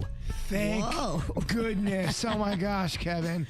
So who's going to be the host if Rosie and Whoopi are both there? I don't know if she's going to be there for a mainstay. I think she might be just kind of palling around for a little bit. Yeah, so rumor has it they're doing a 30th anniversary special, and that's what Rosie O'Donnell is coming back for. She, I guess, is addressing their previously tense dynamic, her and Whoopi. I mean, you have two girls that want to be the host. It's hard to have both of them sit at the table. We know just how things go. Well, it was her and Hasselback was the one that really butted heads, and I think Rosie left after the whole Hasselback kind of a thing. Remember, they split screened their fighting, and Rosie got all pissed they did that. She goes, as soon as I saw them split the screen, which, by the way, them fighting was the best part of The View. It was awesome because only those two were talking. Everyone else finally shut up and weren't talking over each other. Well, Hasselbeck's gone. But you gotta bring her back, though, if you're doing the 30-year anniversary. Yeah, will Hasselbeck be on there with Rosie and Whoopi? And will they all just have a cage match? I mean, you've had some pretty cringy moments on The View. Would you be excited if they turned it into a ladder match? Oh my gosh. Well, remember Kelly Osbourne was on there? Yes. And they were talking about racism. And then she ends up saying the most racist comment ever. And then Rosie Perez turns on Kelly Osbourne on the panel. It was good. And then the one other moderator tried to get Kelly Osbourne out of it. It was so uncomfortable. Oh my gosh. It was a train wreck. It was a train wreck. So I bet they're going to pre-tape this one. They're not going to go live, right? Yeah, I don't know. And honestly, as it is right now, no offer, I don't think, has been given to Rosie. I think she's just kind of popping off on a podcast. Now, how cool would it be if I went back? But I'm not sure. She's been invited. I don't think she is going back. I thought it was definite she is going back. Well, I heard that Kathy Griffin said she was going to go and support her. They were on a plane together, talking about who knows what. That's no. Here was Rosie on a podcast kind of giving light to her going back to The View for this anniversary special. I will go on the 30th anniversary next year and be on with in whatever way they want me, just as a guest. You know, they're bringing back all the hosts, I think, for the 30th season. And, you know, I'm very proud of that show, what it's become and how it really speaks to the people and to politics. And that was not the case when I first joined. Okay. So she's saying she's going back. The View is saying there are no current plans for her to return. But they are guaranteeing there will be interruptions during the panel. I don't think you can do a special and then invite people back that were formerly on it and not invite Rosie. Like her or hate her, she's a pretty big part of what they did, right? I think you bring everybody back if it's the 30th. I think you bring Hasselbeck back, too, and let him go at it again. You bring them all back. There was the one girl who was first on there they always used to make fun of because they said she wasn't smart, and she seemed likable, and then she made fun of herself and The View on Saturday Night Live. Oh, that's a good move. Yeah, that was a good move. I like that.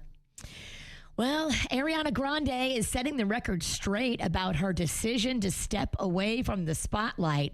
Now, after she finishes up the Eternal Sunshine tour, apparently she said she had plans in place a long time ago to step away. And it has nothing to do with all the negativity out there right now about her weight.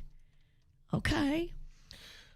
Yeah, you know, it is interesting timing that it all came down because it was just over the weekend. It really kind of came out of nowhere. There was a post, and then it got pretty intense with a lot of commentary that was going on. And then in concert, she made this statement to everybody in the crowd. My fans were worried that negativity was ruining things for me, but I just have to say that could not be more the opposite. Multiple things can be true at the same time. Boundaries can need to be set. And also, this can be and will continue to be the greatest experience of my professional and creative life. No matter what noises exist out there, nothing will ever be able to distort my reality or be more real to me or louder to me than this love that we share. Okay. Hopefully somebody in her camp is reading the growing concern and at least expressing it to her on some level. She really, really looks like she's wasting away. And that is scary to a lot of people because we don't want to see anything bad happen to her. She's such an amazing talent. And when you see somebody who was already tiny go to skeletal, that is scary, and it's okay to say, let's make sure she has people around her helping her. Sometimes you need a break. You got to get away from the spotlight. You can't have clarity in your head if you're always on a stage or in the spotlight or performing. You need to balance and hit a reset button. That's for anybody on the planet. And get some people around you that are real ones. Yeah, get off social media. Stop reading the comments. Stop reading the headlines about yourself. Don't hang out with people you pay. Yeah, hang out with family. Go with family and close childhood friends. Bring it back down to what, your center. And finally, it looks like Bradley Cooper and Gigi Hadid are sparking some speculation that they could have got secretly married. Married?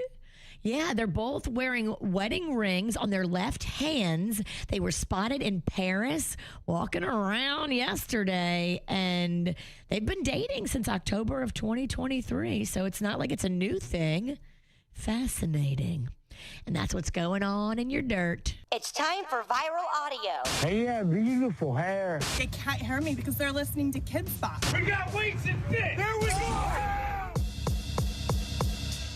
Well, you might remember at the end of the Big Three era in Miami for the Heat, Chris Bosh was having some blood clot issues, and now he's saying that he almost died in January of this last year. Yeah, I had an episode in January. I almost dropped dead pretty much and came back to life. I'm not joking. Yeah. I had another pulmonary embolism.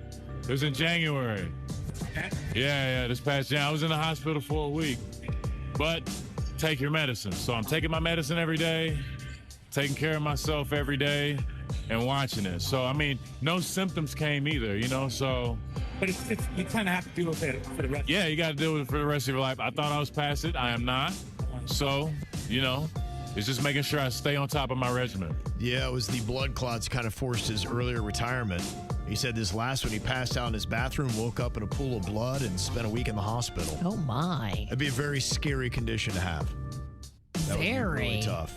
Yeah. Now, was this a pre-existing condition that he's had for a while? Yeah, I would assume so. A family thing, maybe? I've not heard the specifics on the genetics links to it, but that would be my guess, is it would be something along those lines that he's been dealing with. Well, some people are excited that looks like Madonna is going to be coming back with a little collaboration she's going to be doing with Kylie Minogue. These older ladies of pop have been together dancing around on video. Yes, I saw him on stage getting it, and I was like, oh, there's a new record coming out with these two. You know it. A collab. And it sounds a little something like this.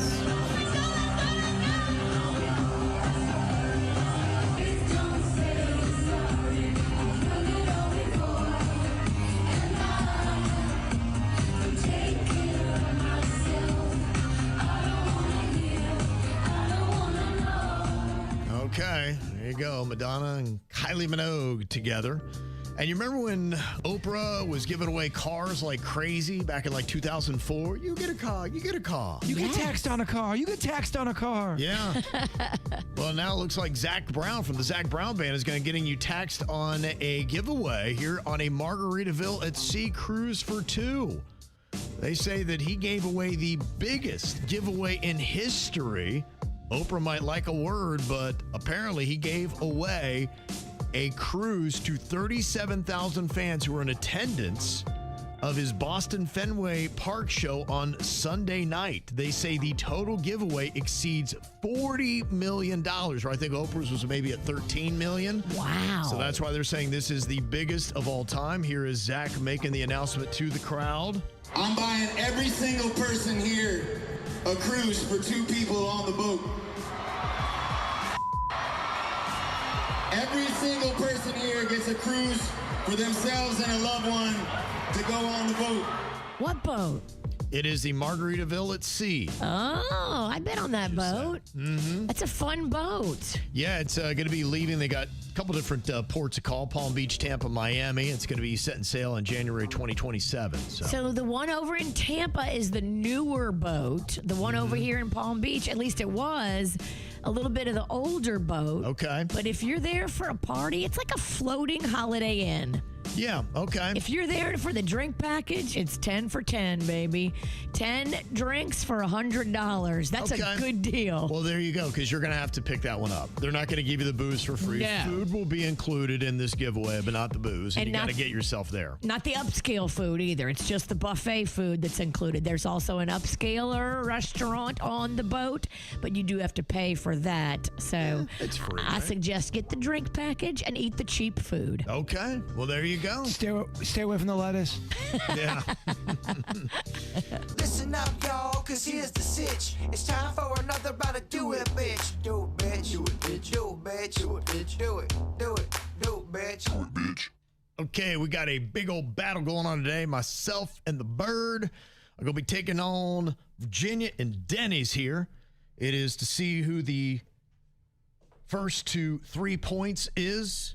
Now, you and your partner are going to decide how many of a certain topic you can get in 10 seconds.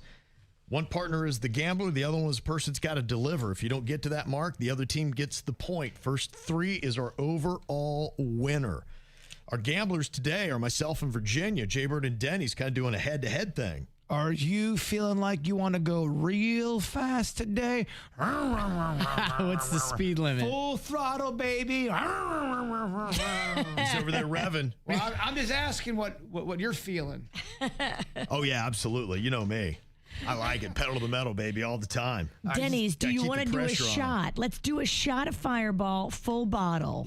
Glug, glug, glug, glug, glug. You hear that, Kev? Okay, we got the glugs for some. So we got to take on a bunch of drunks? I like our odds. Yeah, I like our odds. This is going to be easier than I thought. Not intimidating at all. Yeah, this is fantastic. Okay. We might vomit on you. Our opponents are hammered. Okay, the first topic that we have here is card games. Card games is what we have got. And I'm going to say that Jbird can do 5 card games. Denny's can do 7. Denny's can do 7 card games. I'm going to say do it, Denny's. 7 in 10. Your time begins now. Old Maid, Go Fish, Bridge, Texas Hold'em, 5-card draw, 7-card stud, 7-card draw, Uno. I got 7, but I thought I heard 2. That was 8. Okay. He's got 8. I assume the 5 and 7-card draw. Those are legit 5-card draw, in games. 7-card stud, 7-card draw. Yeah, I have 8. Okay. Yeah, we heard you the first time. All right. We'll give it to him. That was right at the buzzer. Don't be mean to Denny's. I was actually being mean to you. Get that clear. Repetitive Rita. Yeah. It was 8. Kev, it was 8. Just in case you didn't hear me, it was 8. Nice work there, Denny's. Kev, did you know that it was 8? That's what I'm hearing, yes. Hey, you're in the dungeon right now. There ain't nobody safe. This is the dungeon. The arena. The Thunderdome? Whatever you want to call it. Dungeon, Thunderdome, arena. Okay, next topic here.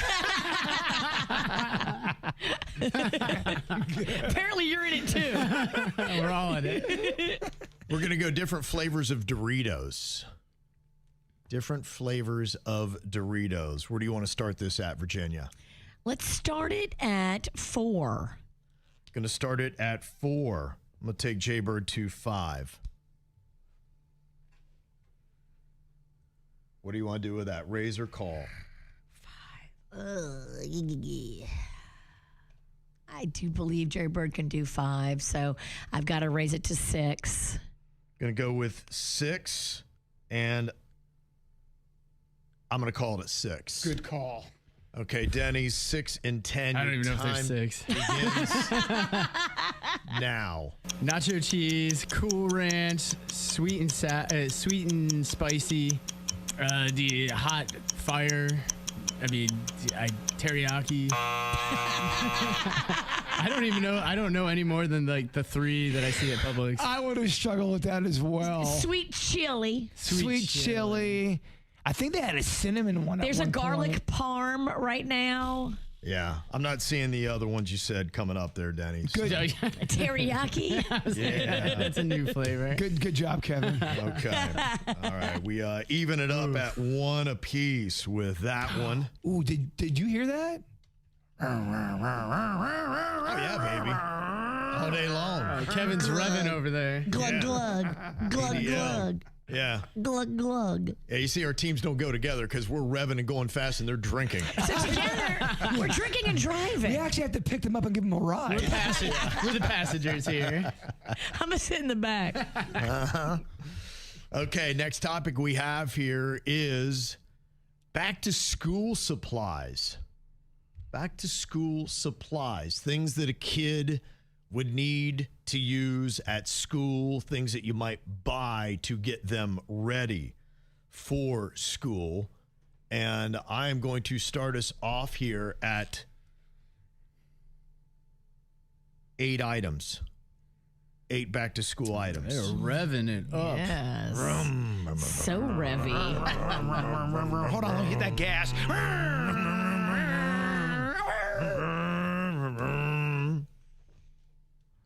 Glug, glug. Glug, glug, glug. How many are we at? 8. Try to keep up. I can't. I drive too fast. Vroom, vroom. Vroomed right off the edge of the road. I'm going to go to 9. Gonna go to 9. Gonna take it to 10. 10. Now, this is the one that separates the men from the boys. This is a big point right here. It is. This is probably the whole game on whatever you decide to do. Whole game is right here on this point. Denny's can do 11.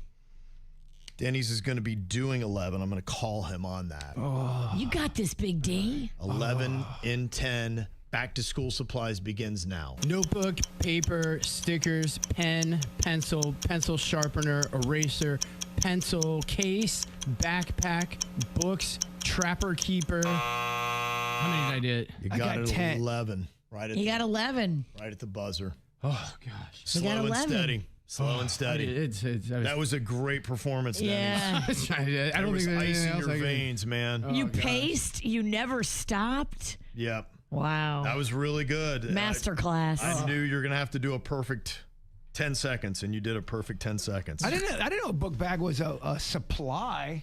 A book bag is such a supply. That's where you hold your supplies. Yeah. It's a supply to hold the supplies. Oh, okay. Rocco takes a lot of pride in his. Yeah. Okay. Denny's, is he the one that's put them over the edge? They've got a 2-1 lead. They're 1 point away from claiming a victory, and do it, bitch, as we go into the fourth topic, which is chain restaurants in the United States of America. If it is a current chain restaurant, must still be in operation and at least have one location somewhere in the continental U.S. So, Virginia, you're going to start this off. How many can Denny's name in 10 seconds?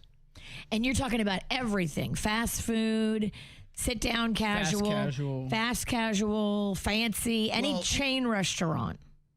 Yeah, I mean, you call it a fast food restaurant. It's still a restaurant, right? I guess. I just want to make sure. Yeah. So yeah. any chain. Okay. What do you think? How many can he do? Denny's can do 8. Okay. Bird can do 10.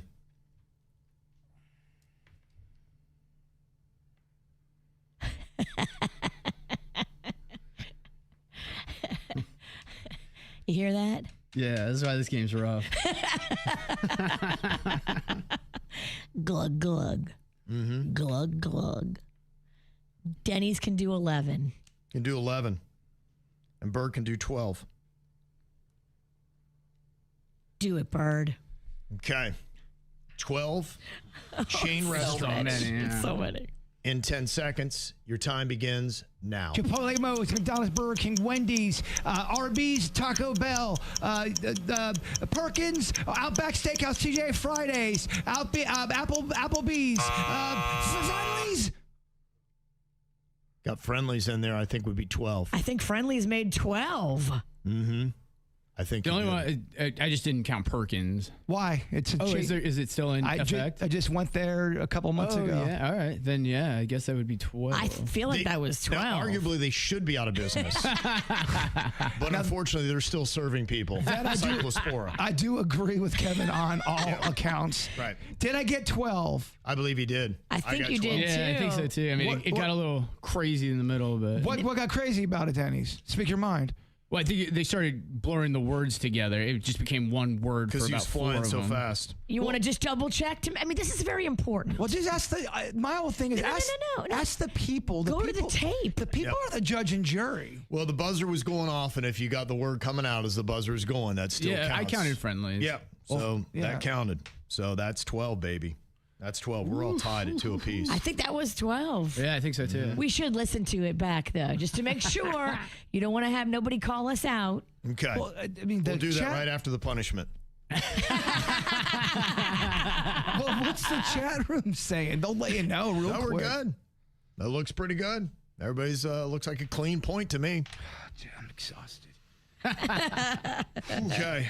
Yeah, I don't know how much more I have in me. I know. Man, some gave all, dude. I know that was it. I got to dig deep. It's like the bottom of the ninth. That was in the World Series. Unbelievable. That was like Derek Jeter coming up there. It's Game 7 of the World Series. Derek Feeder. Remember when Jordan hit that one shot at the buzzer? Like, I just flew. You got friendlies at the buzzer. Yeah, my muscles are just. I knew it, man. It's like you got to carry off the court, but somehow you got to dig deep. We got one last point, man. I got to find it somewhere, Kevin. I knew you had that. That was quite a moment, man. That is going to be. People are going to talk about that moment if we get this win. They're going to go back and be like, that's one of the greatest sports moments See, in KVJ history. I know that's not true, but I wish that was. No, I wish. We got to make it so. I wish people really would talk about that. That was so great. Did you hear the time Bird got 12 restaurants? He got friendlies at the buzzer, bro. At the buzzer. Jen used to work there at Friendlies. Oh. It was her first job. And then they closed it. But Ironically, the wait staff always not that friendly. yeah, I'm just saying. The place is not that great. The final point is going to be on the topic Florida towns with beach in the name. Florida towns with beach in the name officially. Okay, how many can you do? And Bird can do 7 of those. What do you think, Virginia?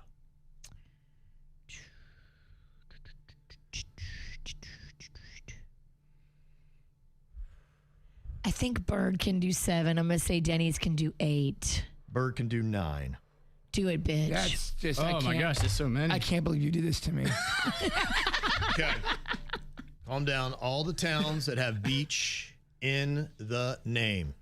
Okay. All right. All right. You got to do 9 in 10 seconds. Your time begins now. Myrtle Beach, Daytona Beach, North Palm Beach, Palm Beach Gardens, West Palm Beach, South Beach. You've got Hollywood Beach, Cocoa Beach. What do we get? If you count all of them, that's 8. Okay. Yeah, I don't know what you were thinking, Kevin. That's so dumb. You son of a beach. I don't know. I thought that was. No. Oh, these are. I thought you were born here. Dude, I know restaurants. You were born by a beach. I know restaurants. about restaurants. Beaches? Okay. Just give me. What do I have to ingest? What kind of weird egg do I have to eat? It's one of those old, like 300-year-old goose eggs. What, duck egg. What chair of knives do I have to sit on? We're stepping it up. We have a really nice bag of Taylor lettuce for you. Yes. Seriously. Okay. We have an Iron Maiden for you to get in. That ain't even funny. It's too soon. I don't do Taylor Farm jokes. Too soon. Too soon. I'm sorry. We had a very intense round of Do It Bitch. Came down to the last point. Jbird just missed the final one by 1. Went probably a little bit too strong. But an L is an L. That means that a punishment is coming our way for losing it. And we got the punishment idea from a story this week that was going on at a Comcast retail location. A former employee now is suing the company after allegedly witnessing a humiliating workplace punishment ritual where apparently David Figueroa was claiming that managers in Connecticut were pieing low-performing employees. They would put them in a chair and then hit them with the cream pies right in the face while coworkers watched and cameras were rolling. Did they run this by HR or were they just rogue? It was HR's idea. He said, let's bring it, baby. So that's what we've got for you today. Bird and I are going to be pied here for the poor performance that we had. Thank you to Comcast for that great idea. Okay. So we got the pies over here. Denny's is pies galore. Yeah, that's what you want. At least it's something that tastes good. I like that. Yeah. Okay. I think it's a just shaving cream pie. But you're welcome to eat it. Don't eat it. Oh, cool. So we're blinded. Yes. That's cool. All right. Yeah. Well, thanks for the heads up. At least I know not to open my mouth. Yeah. That'd be We're using shaving cream? What? The whipped cream was what, too much? We're on a budget. Bro. We can't afford the good cream. All right, cool. Shaving cream in the retina. Yeah. This will be less sticky at least. Gotcha. Just more painful. Got ya. Yeah. Yeah, just make sure you close your eyes well. Are the cameras on? You good, Denny's? Okay. Do we have the cream pies all set up? Looks like we got one right there. I got this one. Denny's has yours, Kevin. Okay, why don't you come pie me first because I've got to recover to continue my broadcasting career here. Okay. Yes. So I've got to pie and recover, and then I'll let you pie the bird. We can't shake this illustrious career we've got going on. That's right. Okay. All right. I'm here on the camera. Denny's has got the old pie ready to go. You can just nicely place that right on my face as I deserve it for being a big loser. 3, 2, 1. Bring in the pie. Yep. Pies galore. They were doing this like as a humiliation thing, like to get people to perform better. Yeah, but they use real whipped cream so you don't burn your eyes. Keep your eyes closed. I got it. All right, you can go ahead and smack me good. Denny's was too peaceful. Go ahead, channel your inner menopause. Are you ready for Jbird to get pied, Kevin? Do you know who's a great football player and a great man, Kevin? Who's that? Cam Newton. Cam Newton, yeah, baby. Cam Newton and Rob Schneider started their own podcast. We're talking numbers galore. Okay. All right. So Virginia may not be as gentle as what Denny's was with my face. By the way, LSU, they suck. We got Lane Kiffin, bitch. Lame Kiffin. Yeah, baby. Lane Kiffin. That's right. Yeah, that's I'm talking about. All right, you ready? Okay, let's do it. Open up, sweet baby. All right, give him a nice little poke there. All right. Bird has been cream pied. Wow. Very nice. Okay. Lovely. All right. We are all done, all good. Thank you very much. I'm keeping mine on. Yeah. Something to remember us by. Just wear that L, baby. That is the one good thing about shaving cream. It'll stay, whereas cream won't. Yep. You're right. Okay. It's looking good. Yeah. It's still up on Bird's face. All right. Yeah. We're going to wear our shame and our loss right on our faces. So you can see it on KVJ TV if you go to YouTube right now. Kevin looks like a Santa with a goatee. Yeah. Kind of. Yeah. It's kind of a good look. I like it. All right, we're all set here. Let's do a little whacked out news. What do you say? Yeah. Ow!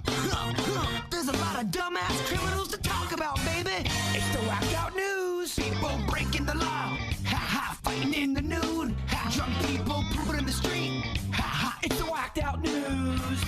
So many people on meth. Ow! The Whacked Out News being powered by Lebovic Law Group, Warriors for Justice. Well, we need a little bit of justice for this movie theater in Cartagena, Colombia. Apparently somebody broke wind so bad that they had to actually clear out the movie theater. From a fart? Yes.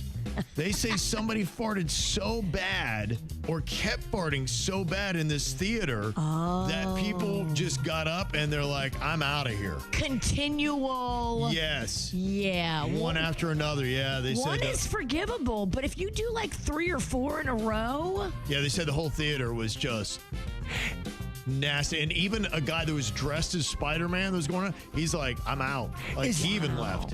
Is that enough to kick somebody out? Are you allowed to, as the manager, say, dude, you're farting too much. You got to get out of my theater, bro? I don't know. Maybe. I mean, if you're ruining the experience for anybody else, you'd be like, I am so sorry. We could give you for another time, but this is not your time. Like, you are chasing people off that have paid good money. This is not reasonable. I've been on an airplane like that before where somebody in my vicinity was farting and I couldn't figure out who it was because of the engine noise. Yeah. But if you're in close proximity to a serial farter, oh yeah, it can be bad. Well, it's tricky if it's silent. Now, if someone's being audible, then you can say, all right, dude, you're farting over movie lines. My wife got called out on her last flight.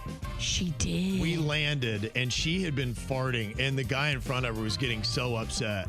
And he's he like, knew it was her? Well, she always trying to blame it on me. And I'm like, I'm like, if you're going to keep farting, I'm going to point it right back at you. And he's like, you're not well. He said that to your wife? You're not well. She probably loved it. She did. It was like, yes. Got him. Got him. She was so happy with herself. Oh, my. There's some videos circulating on social media right now showing some Lollapalooza concert goers passing a cardboard box containing a plastic bag of urine through the crowd. Several Instagram accounts posted the footage describing the act as not okay and diabolical. Now, this is happening at some other concerts. They say that Noah Kahan and Olivia Rodrigo both recently called out their own audiences for wearing diapers and just going in their pants. Something is going on where there's a growing trend of poor hygiene at these live shows. We have lost our way, my friends. So people are so weird out there. Are they peeing in a plastic bag and then passing it around for other people to pee in? That's what it sounded like. Yeah, it sounded like it was in a box, and that's what they were doing. Are they going to eventually douse somebody with that? Like, it doesn't sound like I don't know. I didn't see anything about that. I did see somebody tossing a garbage can into the crowd, but I did not see anybody throwing bags of urine. I just feel like people are getting weirder and weirder as the day goes on. And Jbird's loving it. Look at yourself. Yeah. Oh, yeah, I forgot. Your face is melting.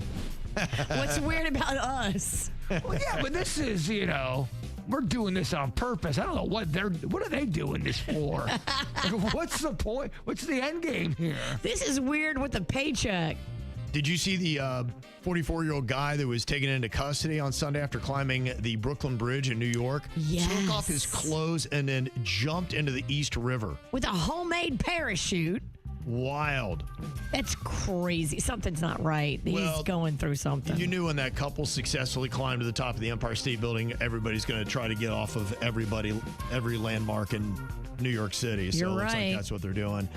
He's facing multiple charges, including reckless endangerment, graffiti, public lewdness, criminal trespass, disorderly conduct.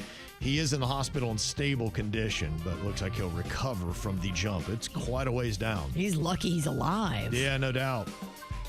36-year-old Michael Jeffrey Spires of Fort Myers first chased a woman in a gas station parking lot and then tried to force her off the road in Martin County. He then targeted her family members traveling in another car, throwing objects and intentionally performing a pit maneuver on their Toyota Camry, sending it into a barbed wire fence. Whoa. Absolutely insane. And they were freaking out, as you would. Of course. Deputies say he was throwing objects, brake checking, and repeatedly trying to force the victims off the road. According to the arrest report, the sister lost him by driving the wrong way up an exit ramp. But investigators say Spires kept following the family onto Southwest 96th Street near Canner Highway, where he rammed their Toyota Camry, sending it spinning off the road and into a barbed wire fence. 10-4, the complaint is walking back towards your vehicle. You guys all right? Body camera video shows deputies finding the family after they ran into the brush to hide until help arrived. After the crash, investigators say Spires drove to a nearby Sunoco, where he was taken into custody. Our suspect, don't know what was in his mind. He acted erratic. Hold on, my dog's out. The sheriff also says deputies found a stolen dog inside the suspect's car. What? The dog was returned safely to its owner, who Spires used to date. Thankfully, our suspect didn't have a gun. It could have ended so much worse. So it sounds like this guy lost his marbles, stole his ex-girlfriend's dog, and then went on some crazy rampage attacking people right on the highway. Dude. In Martin County. You lost your mind. It just seems like people are just randomly losing their minds for no reason. Out of the blue, just out in public. Yeah. I think it's just life. People are snapping, and he might already have mental illness, and then it took one thing. Maybe the girlfriend broke up with him, and then he stole her dog and then lost his mind. There's a lot of people with a lot of problems out there. Yes. There's a lot of mental issues. Not even out there. Some of them in here. Yes, definitely. Another crazy thing on the highway on I-10 in Escambia County in the Panhandle. There was a small plane that had to make an emergency landing at about 9:55 a.m. I don't know what the rush hour is like there, but that would have been in the morning when people would have been driving. That's when the road's probably the most packed. Yeah. Good Lord. Pilot and a flight student reported mechanical issues, which forced an emergency landing on the interstate. Yeah, it was pretty crazy, the video, seeing them coming in there. And you got dash cam videos also recording it. Just landing around the highway. Wouldn't it be wild to be like driving down the highway and all of a sudden a plane lands right in front of you? The wildest. It might stay with me for a while. Yeah, I don't know if I'd drive for a minute. Every time I hear the whacked out news, it kind of makes you want to stay home. Yeah. No, we are not making the airport. We're going down on I-10. Tower, can you still hear for 162? Number 62, I got you loud and clear. What do you need? Just want to let you know we are lined up with I-10 trying to avoid the cars. Number 62, Roger. We're going to get everybody over there as fast as they can to help you out. Thank you. If I wouldn't have seen that shadow over my truck and slowed down, he would have been in the side of the cab. Oh my gosh. My. Thank God you saw the shadow and figured out what was going on. Yep. There's a 19-year-old Florida woman that's facing a battery charge after spitting on a restaurant manager while being escorted out for having sex in a bathroom. Whoa, she had a busy afternoon. So what you're telling me, she's a real classy lady. This is old Haley Serbel, who was in the Shiso Crispy in St. Pete at about 1 a.m. Saturday. Haley? Yes. She apparently turned and spit directly in the face of the general manager, Kalina Conklin. The spit was visible on the victim's face. There were numerous witnesses, too, so she got booked into jail. Oh, my God. And you were the one at fault in the bathroom getting busy? And let me guess, as she's getting arrested, she said she's not drunk and she knows her rights. That's every video. She's 19. That's young. Yeah, they say she was also recently accepted into a pretrial diversion program following a tire slashing arrest. So All right. She's a live one. Yeah, she's a little bit of a firecracker. Tenacious. Yes. A woman in Lexington, Kentucky is facing charges after allegedly pulling an AR-15 style rifle on a fast food employee following a drive-through dispute. 33-year-old Nada Roman reportedly grew angry over wait times at the KFC. We all want our chicken faster. Right. But you can't pull out your AR and think it's going to go well. How many stories do you have of people pulling out guns in fast food because of a food incident? Just waiting for their grub. I mean, it takes a minute to cook this chicken. Y'all need to calm down. You don't want undercooked chicken, do you? You shouldn't. I said it once, I'll say it again. People are losing their minds. They are.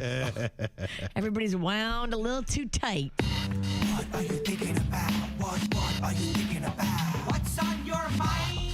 Are you thinking about? What are you thinking about?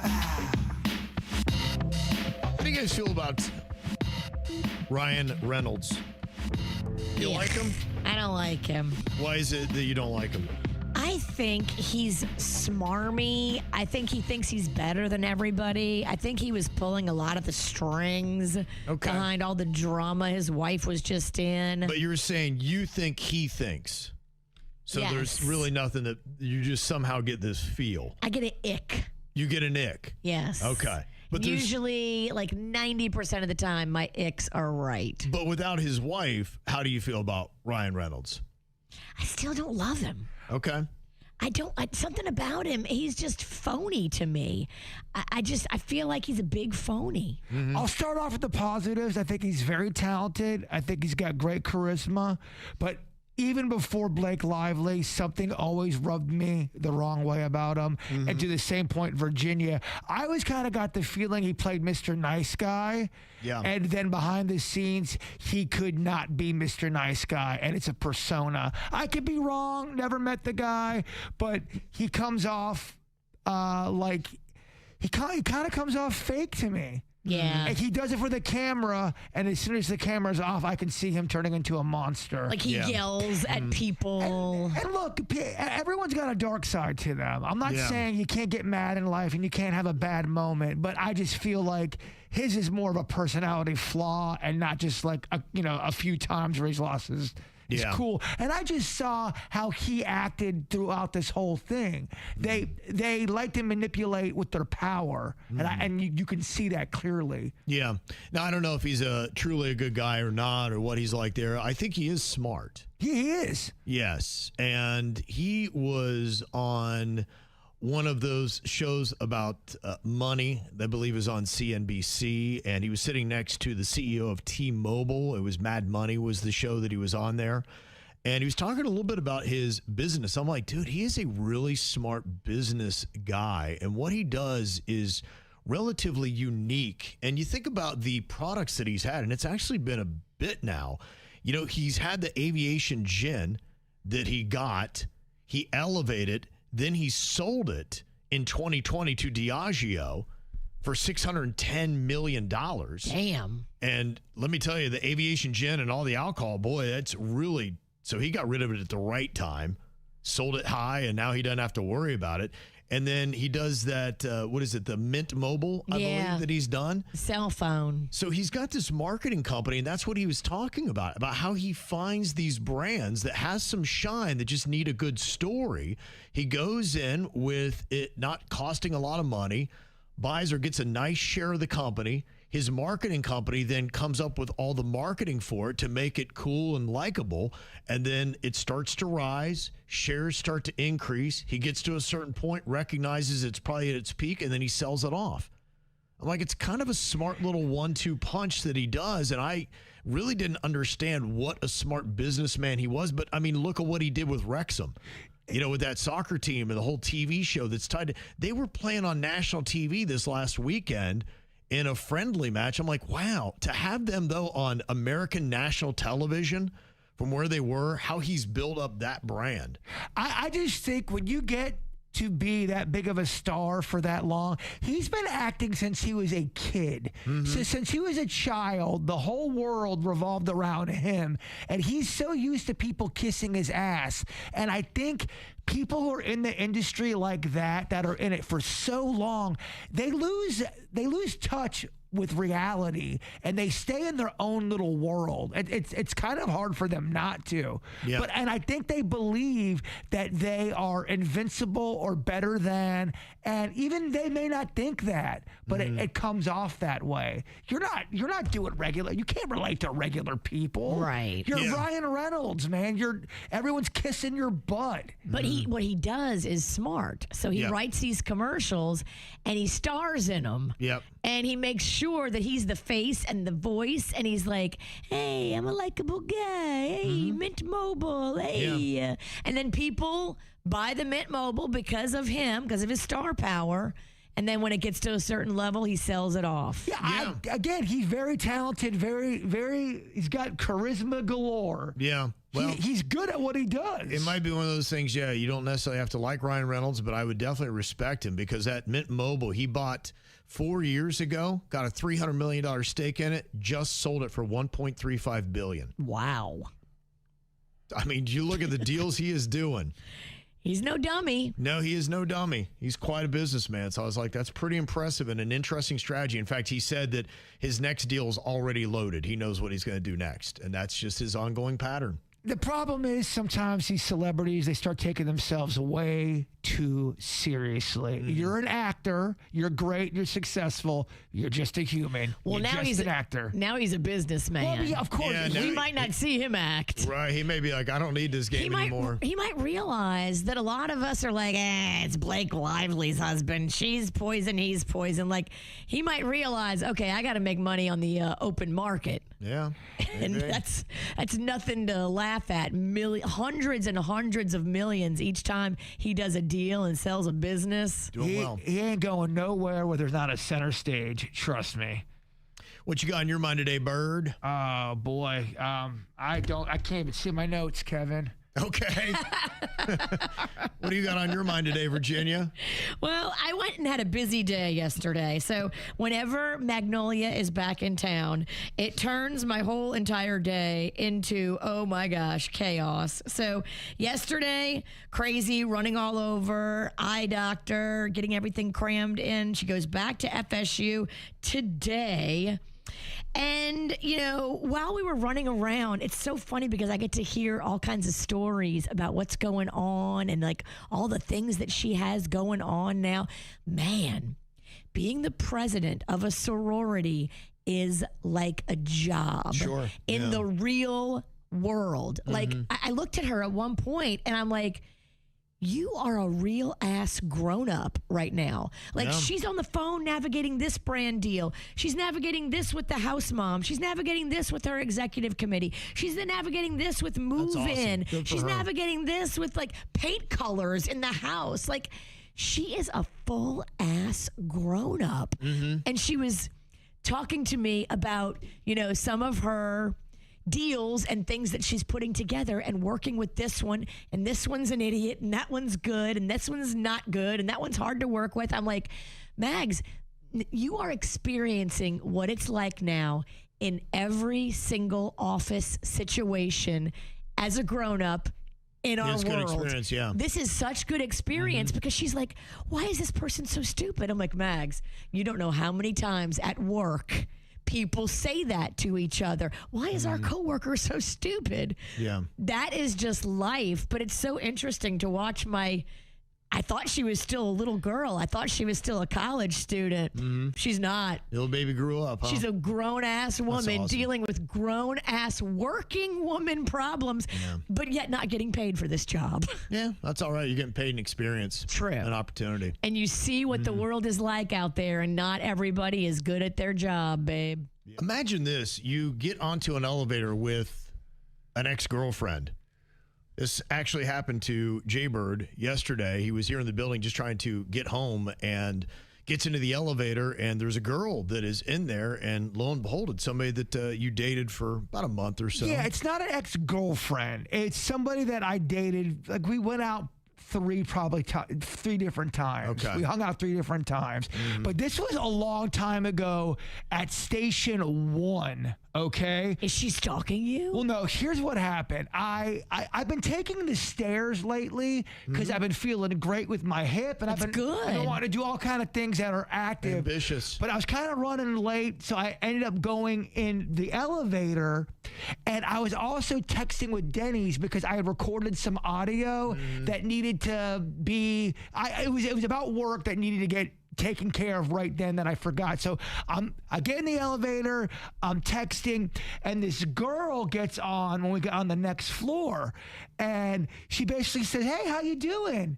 And I go, hey, how's it going? I just think it's, right. And I'm still friendly. I'm still in the text because I have to get this text done. And she goes, I work here now. I work in this building.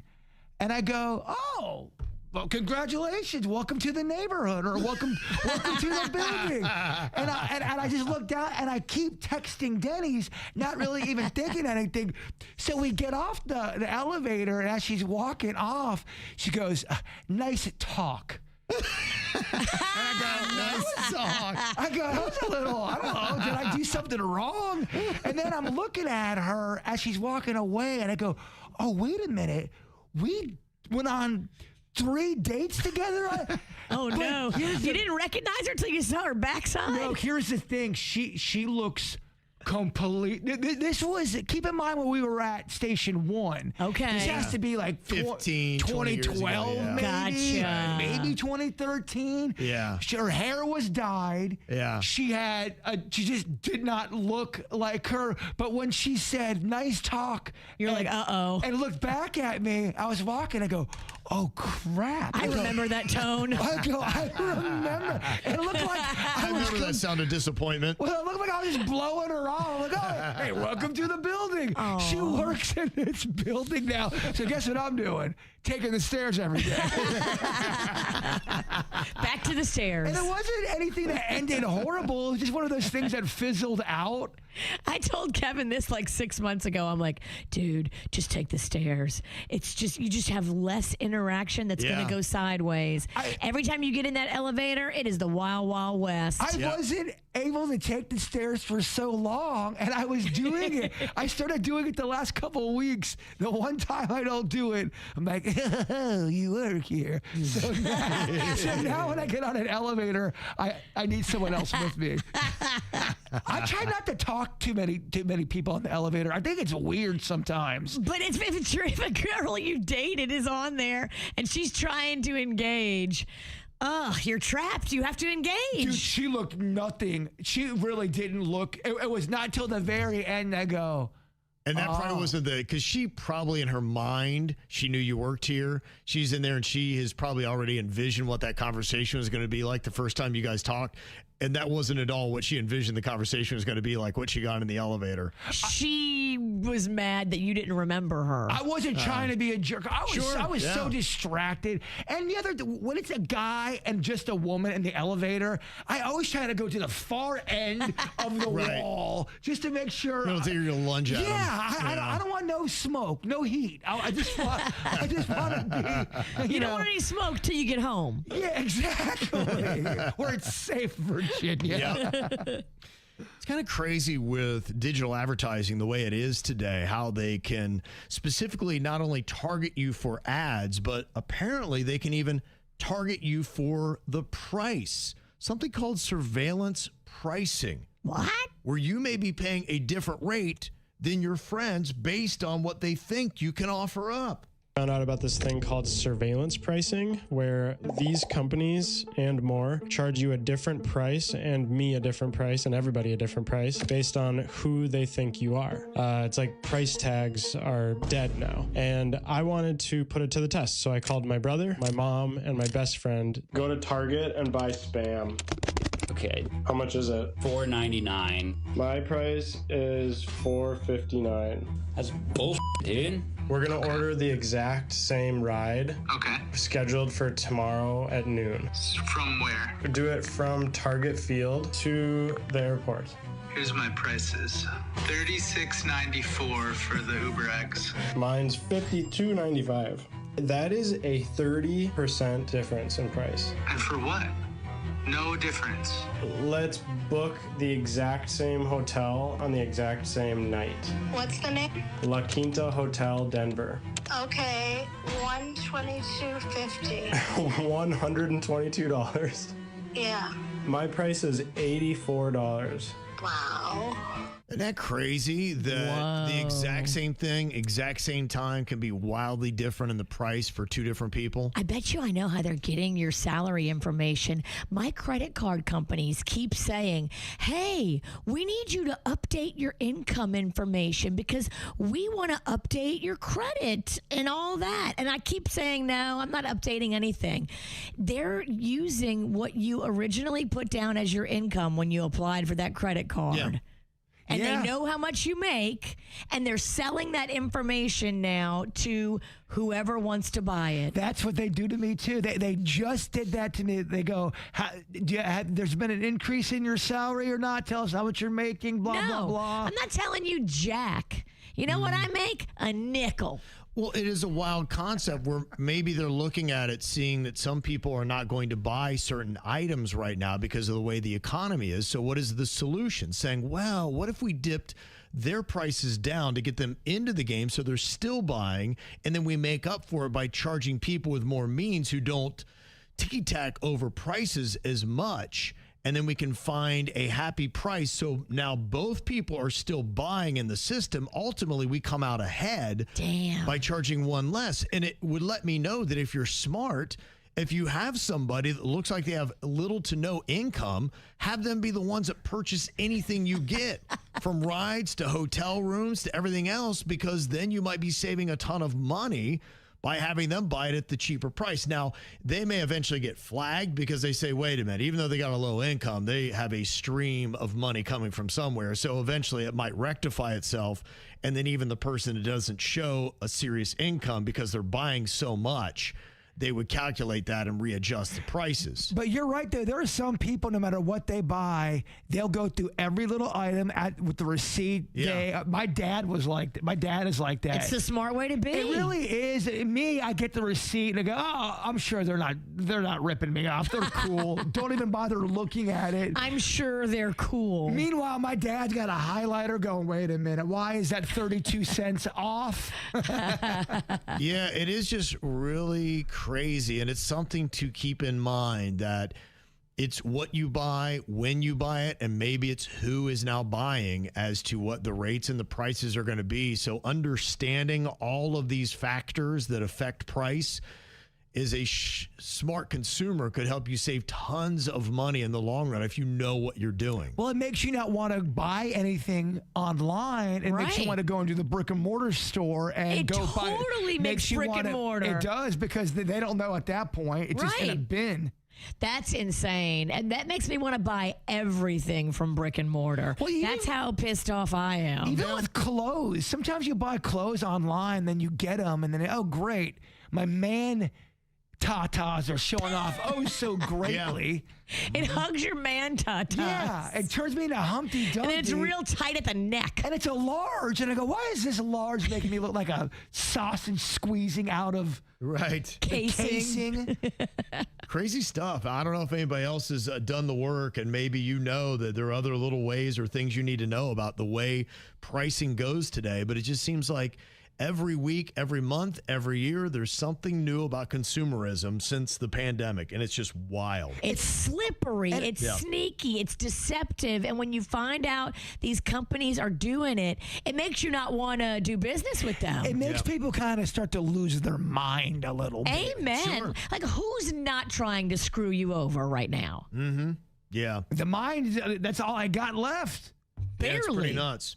Now, where are they purchasing that stuff? If we wanted to test out the exact same thing, do you know what platform you would go to buy that? Like if you went to just maybe Target's app? Maybe. Would it service different prices? It's great. Or Amazon Prime. Yeah, I'm wondering if it's through certain apps that you get this wildly different price. How did they then try to book the hotel rooms? What did they do in this exercise? Because, yeah, I'd be kind of curious right now if we all tried to buy it, what will we all get the same prices or get things that are radically different? You know, if some of these smaller companies are doing that, Amazon's probably doing it. Well, they also, too, you got to keep in mind, they've got all access of your purchase history. So if you're a person that's buying a bunch of expensive items, they go, oh, Virginia bought that. She bought this. She's got some dough. Pay. Yeah, she's got some dough. That new dinosaur statue she wants is going to be $900 instead of $300. Yeah. Just kind of finding out about something called surveillance pricing.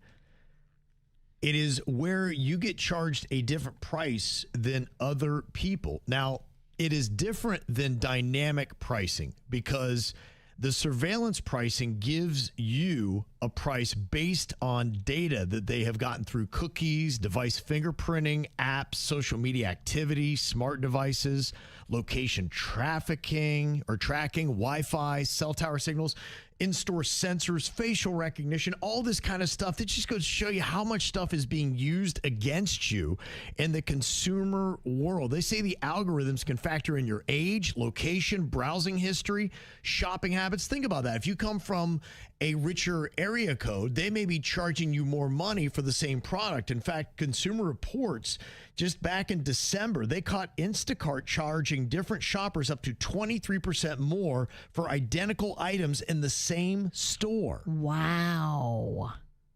And so this is already going on. Yeah, and now it's starting to get to the point where they're raising legal concerns because they're saying, okay, wait a minute. In one example, prosecutors allege that Target's app displayed different prices when customers entered a store's perimeter without clearly disclosing the changes, leading to a $5 million settlement in San Diego. They warn that facial recognition and emotion recognition technologies could eventually be used to personalize prices even further. Now, the critics are arguing that this is creating an unfair price discrimination that is going on. But maybe they feel like, well, we're just trying to engage you based on how much you have and how much you can give. So it'll be interesting to see what happens with this. They're just starting to figure it out. And I think if you don't know the tech world, you're trying to figure out how they're doing it. But apparently it's a real thing, and it's swinging prices from anywhere from 23 to, in the clip we heard, they're in the 30% range for the difference in like a hotel. So kind of crazy stuff. So it is apparently going on. I guess it's just something to be aware of. That if you don't like your price on something, maybe try it on a different device or somebody else's device. It is weird. Imagine that. You'd have somebody else have to order your stuff and be like, hey, they're going to charge me too much money if I go try to buy this. How much bobbing and weaving do you have to do now to stay ahead of all this trickery? It's pretty odd. It's terrible. Yeah, it is pretty odd. Well, South Florida no longer has the richest zip code in America. Oh, boo-hoo. For the first time in 2 years, Miami's ultra-exclusive Fisher Island is no longer home to the nation's most expensive zip code. The 33109 has been overtaken by Silicon Valley's Atherton, the 94027. Because AI is fueling a lot of really rich people right now. Gotcha. Yeah, they say that it is really building wealth on that. And it's kind of interesting because they say just looking at this kind of shows you what is happening in America right now, that AI is running everything. In fact, I heard that the U.S. economy is heavily dependent on just a small number of AI companies. 40% of the S&P, 73% of earnings growth, and 93% of our GDP is now based on the capex of AI. We're becoming more machine than man. Kind of crazy. And the people that we have in South Florida that were making all this money, they were more the hedge fund managers, private equity bros, stuff like that, like your Ken Griffin and Bezos and Carly Kahn. And so that's why it has fallen out and it's going to Silicon Valley. Okay, so what year do you think we all should just get so scared of the robots taking over? Is it 2 years, 2 months? You know, on the after a the decade? On the after the show, I'm going to tell you why I think AI is just misunderstood. It should not be feared. It is actually just misunderstood, and I'm going to set the record straight. That sounds like some robot agenda talking points right there. He will zipper off his skin suit, and finally reveal to KVJ Nation that he is, in fact, a robot. Yeah, he's going to start, as he's talking, he's going to start glitching. No, I'm going to set your minds at ease. You're going to feel good about AI after the show today. Just tell us before you tell everybody. Be like, Jason in Virginia, I'm a robot. You were right. Okay. Don't let us find out when KVJ Nation finds out. I feel like you owe us a little more than that. I want the authentic reaction for the audience. Okay. Show me your robot live on the air. Yeah, I can't handle it. I want it real. I want it raw. Just have that dump button ready. I can't handle it. I am going to swear. Well, then after the show, you can see live on YouTube, Facebook, Instagram, and Twitch, or on demand on YouTube and Spotify. Before we get there, Bird's going to wrap us up with his thought for the day. Glasses on here. All right. Never be so worried about protecting your image that you forget to enjoy the moment, even if it ends with pie on your face. Yes. The KVJ Show on 97.9 WRMF.